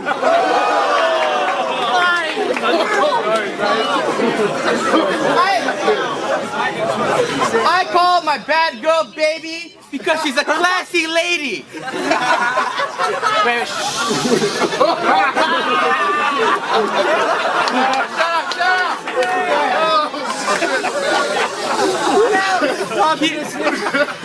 You call your girl baby because she's an actual baby. Oh, I planned that. Okay. Prior to this interview, I told you I was gonna lay a lot of things bare because I don't give a fuck no more. I'm 33 years old. I ain't got nothing to lose. Erg is no longer gonna. Is no. I don't have Earth to suck up to, so I'm on my own. So okay, it's like this. When Blood in the Water happened, I was physically there to witness Mark Grist tear apart Blizzard, and there was energy in the room that like the world had changed. Right. And the universe. This is my belief. You don't believe? I can't prove it to you because if you can't feel it, then you can't feel it. But this is what I thought. The universe told me Mark Grist is going to be big. It didn't say how big, but he's going to be big. So when hit me up, Zain, bro, you want to come back to Don't Flop, yeah? You got two choices: Mark Grist or Bowski. My logical mind said I got Bowski because of the style thing. But you gotta understand, behind all the bullshit laughs and the hysterics, I'm a shrewd motherfucker. I thought to myself, Grist is gonna be the next big thing, I'm battling him. And I don't think even Grist knew he was gonna be big. So I better fucking convince him before he backs out. So he was like, "You want to battle Grist, bro? I thought you wanted to battle Belsky." I'm like, "Yeah, no, I don't want to battle." I didn't want to tell her why. I just wanted it to happen. And then I hit up Mark. I was like, "Oh, I gave him the usual. It's gonna be a great battle and all that." But deep down in my mind, I knew it was a calculated decision. It was not an accident. Right. I did not believe in my heart that we'd have a great battle. I believed we would have a profitable battle. Taking nothing away from Mark. Mark is great. It's just that it's a shit matchup, but it's profitable in terms of views. I knew the views would come. Yeah. And we lost the battle, and then lo and behold, his history proved me right that he blew up like a motherfucker. And the next battle is gonna be, guess who? Zain Azrai. And everyone was like, "Why did you give it to Zain?" What people don't realize is I predicted that shit. So I hooked it up. And but I made a mistake. I made a tactical mistake. And this is how Allah teaches you that you are not always as smart as you think. I should have taken the classy route and beaten Mark at his own game without swearing, without homophobia and all that. I should have done that so that I could convert his fans to mine. But instead, what I did was I thought I can't beat him at that poetic angle, so I can just go the other route. But that was a huge miscalculation because although I got tons of views from Mark Grist, most of those views were of people who hated my guts. So you can't win them all. I personally believed I lost that battle, to be honest. But a lot of people have told me over time, all the people who hated me in that battle have given up battle rap as a whole. But those who stayed in battle rap to this day, a lot more of them think I won because of the punchlines and all this other shit. And when I was battling, you have to understand, I came from an era where if you proved your opponent wore a dress, you automatically win. Sure. Yeah. You have to understand, I know you're young, and I don't mean to be patronizing, but back in the day, if you proved on stage in a rap battle that the dude wore a dress or a dude sucked someone's dick, he automatically loses. So I looked up Mark's Facebook and found pictures of him in a dress with his boys wearing dresses and shit. And I pulled out the laptop because I didn't have time to pay some dude to make a poster. And Mark was telling me, if you can watch it again and you'll notice Mark shaking his head, thinking it's something else. And then when he saw a peek of my laptop, I said, "Oh, okay, it's just me wearing a dress. It's no big deal." Right. And when I showed the laptop on camera, it didn't get the response that I thought. No. Because then it hit me. All these dudes are not hip-hop fans. They're Mark Grist fans who came into battle rap. So they don't share the sentiment of the old battle rap guard where if you prove your opponent is gay, you automatically win. So it was a bad miscalculation on my part. But I didn't regret it in the middle of a battle. I don't think anyone has ever done it before or since. No, I don't think so either. I can't really remember it go down. I mean, this is the 8th most disliked battle in Don't Flop history, which I don't think is fair, Zain, but it has 5,458 dislikes. That's what I mean. I should have gone the other route and showed up classy and come up with classy bars to take advantage of his fan base. Yeah. But then I told someone after the battle, you know what? It's good that I won to give the impression. It's good that I officially won on camera, so that all these guys who are hopping on the Don't Flop bandwagon is to tell them not everyone is like your pretty boy, goody two shoes image. You have to accept guys like me exist. If you can't accept guys like me exist, get out of battle rap. Yeah. I think if I had lost, Don't Flop would have been even bigger because less people would have turned away. But I realized that what I predicted was inevitable. When you get a lot of lay people, a lot of normal people into battle rap, you notice since in that era, there were these dudes doing blogs like, is there too much homophobia in battle rap? Right. Is there too much offensiveness in battle rap? Is it wrong to touch on racism in battle rap? All these so-called socio-political issues. Right. to give the impression that you're so fucking smart and you want to change something that was like this before you came. You weren't here during the jump off era. You weren't here during the smack era. Fuck it, you never even listened to hip hop. Suddenly, because of Mark Grist, you hop on here and you tell us what to say and what not to say. Fuck you. Fuck you. And I think, and although I believed I lost, I'm glad I officially won, because I think when I officially won, it drove a lot of people away. And these people shouldn't even be in battle rap. You have to accept that your guy that you like doesn't always win. Yeah. And you should accept that guys like me exist. I'm not actually homophobic in real life. I've changed and all that, but you can't. Dude, it's an art form and a sport about belittling other people through rap. By definition, to make it friendly goes against what it actually is. It's an intellectual conundrum, You don't go into a vegetarian restaurant and go, you know what, you guys should serve steak. That's basically what these guys are doing. That's what all these niggas are doing. When they come up to Don't Flop and want, there's too much homophobia. And I remember had to say like, oh, you have to understand, not everyone people in Don't Flop aren't actually homophobic. I felt like saying, so what if they are homophobic? Not that they are, but if they were, so fucking what? Is that right? As long as they don't go to a fucking gay bar and fucking fuck with everyone. If they don't like gays, I don't agree with them, but it's their fucking opinion. Fuck you. If you don't like their opinion, go fuck off. Right. This is battle rap. Fuck off. And someone should have taken that. Someone should have taken that stance. And for the good of the culture. Sorry, Chris. So what are you saying then? What, it got diluted with someone like Grist, or? Yes, and it's not Grist's fault, because Grist is who he is. He would have brought a lot of people into it. A lot of people. Yes, he did bring a lot of people into it, and this is not his fault. But that moved Don't Flop and UK. It's just UK battle rap. Okay, Smack is still Smack.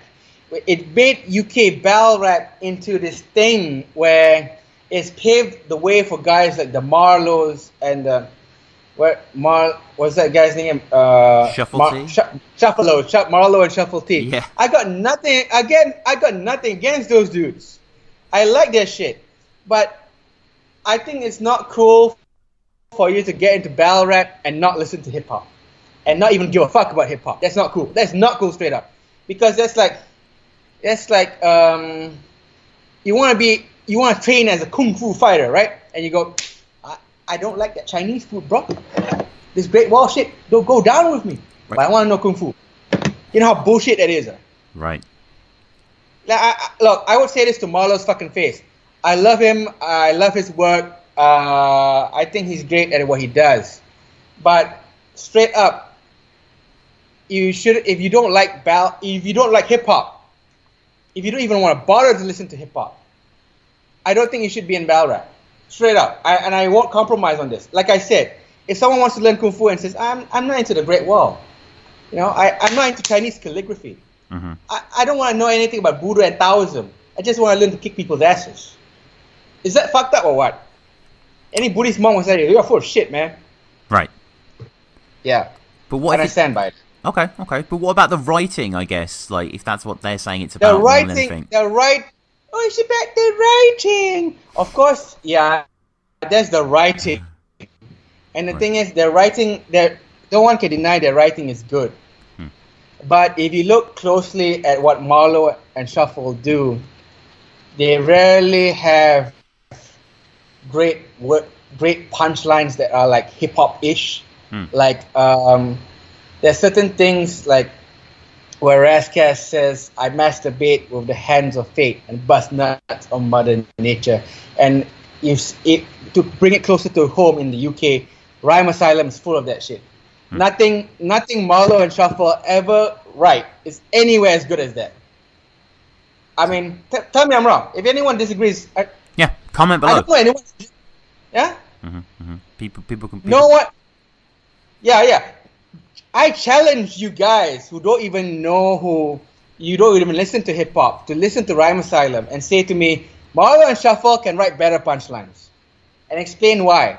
You're telling me anything that Marlo and Shuffle have written is better than I rub salt in the bullet wounds to make the slugs dissolve, or I got I got master degree burns from a heat stroke of genius. Nothing they've written is that good.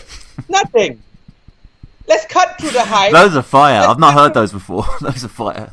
Yeah, no, and I'm a guy in Malaysia. I'm listening to Rhyme Asylum, and all you British guys who don't listen to Rhyme Asylum, fuck you.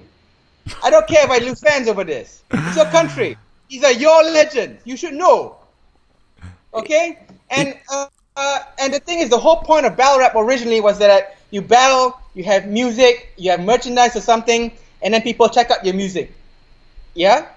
And although I don't make music yet, I go to actual freestyle battles on beats, and I battle people. Sometimes I win and sometimes I lose. But I know guys who do make music, who write good music, write rhymes for music. Even in your country, Tony D. You're telling me that some of the best guys in your scene, Bobby Rex, Tony D, they don't make good music. They make great music. So, but now because of the Mark Grist situation, Mark Grist era, and all that, right? All these guys who watch UK battles, not into rap music, and I'm saying, so Tony can battle soul and put on a loaded Lex level performance, and like 20%, only 20% buy his album, bro. How is it worth his time? I mean, I love Tony and all that, and I'm saying this from a place of love. Don't you think Tony deserves all those viewers to buy his album? I challenge anyone to say no. Yeah, he does. If Soul had an album, which he doesn't, but if he does, doesn't he deserve all those viewers to buy his album? Yes. Of all those times writing and prepping and all that, goddamn right. They deserve people to buy their albums. They deserve people to come to their shows, to watch the shows, and pay tickets to watch the shows. But that's not happening because all these guys are, I'm not into hip hop, and it's gotta be open minded. It's about the lyrics. You have the audacity to tell me to my fucking face that you don't like hip hop, and you say it's about the lyrics. The word lyrics is specific to songs, right? The word lyric comes from stuff that you write for songs. So when you destroy where it came from, you have forgotten the essence of what that thing came from. You understand? And I don't care if I get boycotted in England for saying this shit. Let's keep it real. It's the truth. It's the fucking truth. And I'm glad that Marlo and Shuffle, they're doing good work with online platforms and stuff. I think I congratulate them. I think they deserve to get their share of to earn money from what they do. I think they're great. They're friendly. I haven't met them, but they're friendly people. But we gotta maintain the essence of what battle rap is as part of hip hop.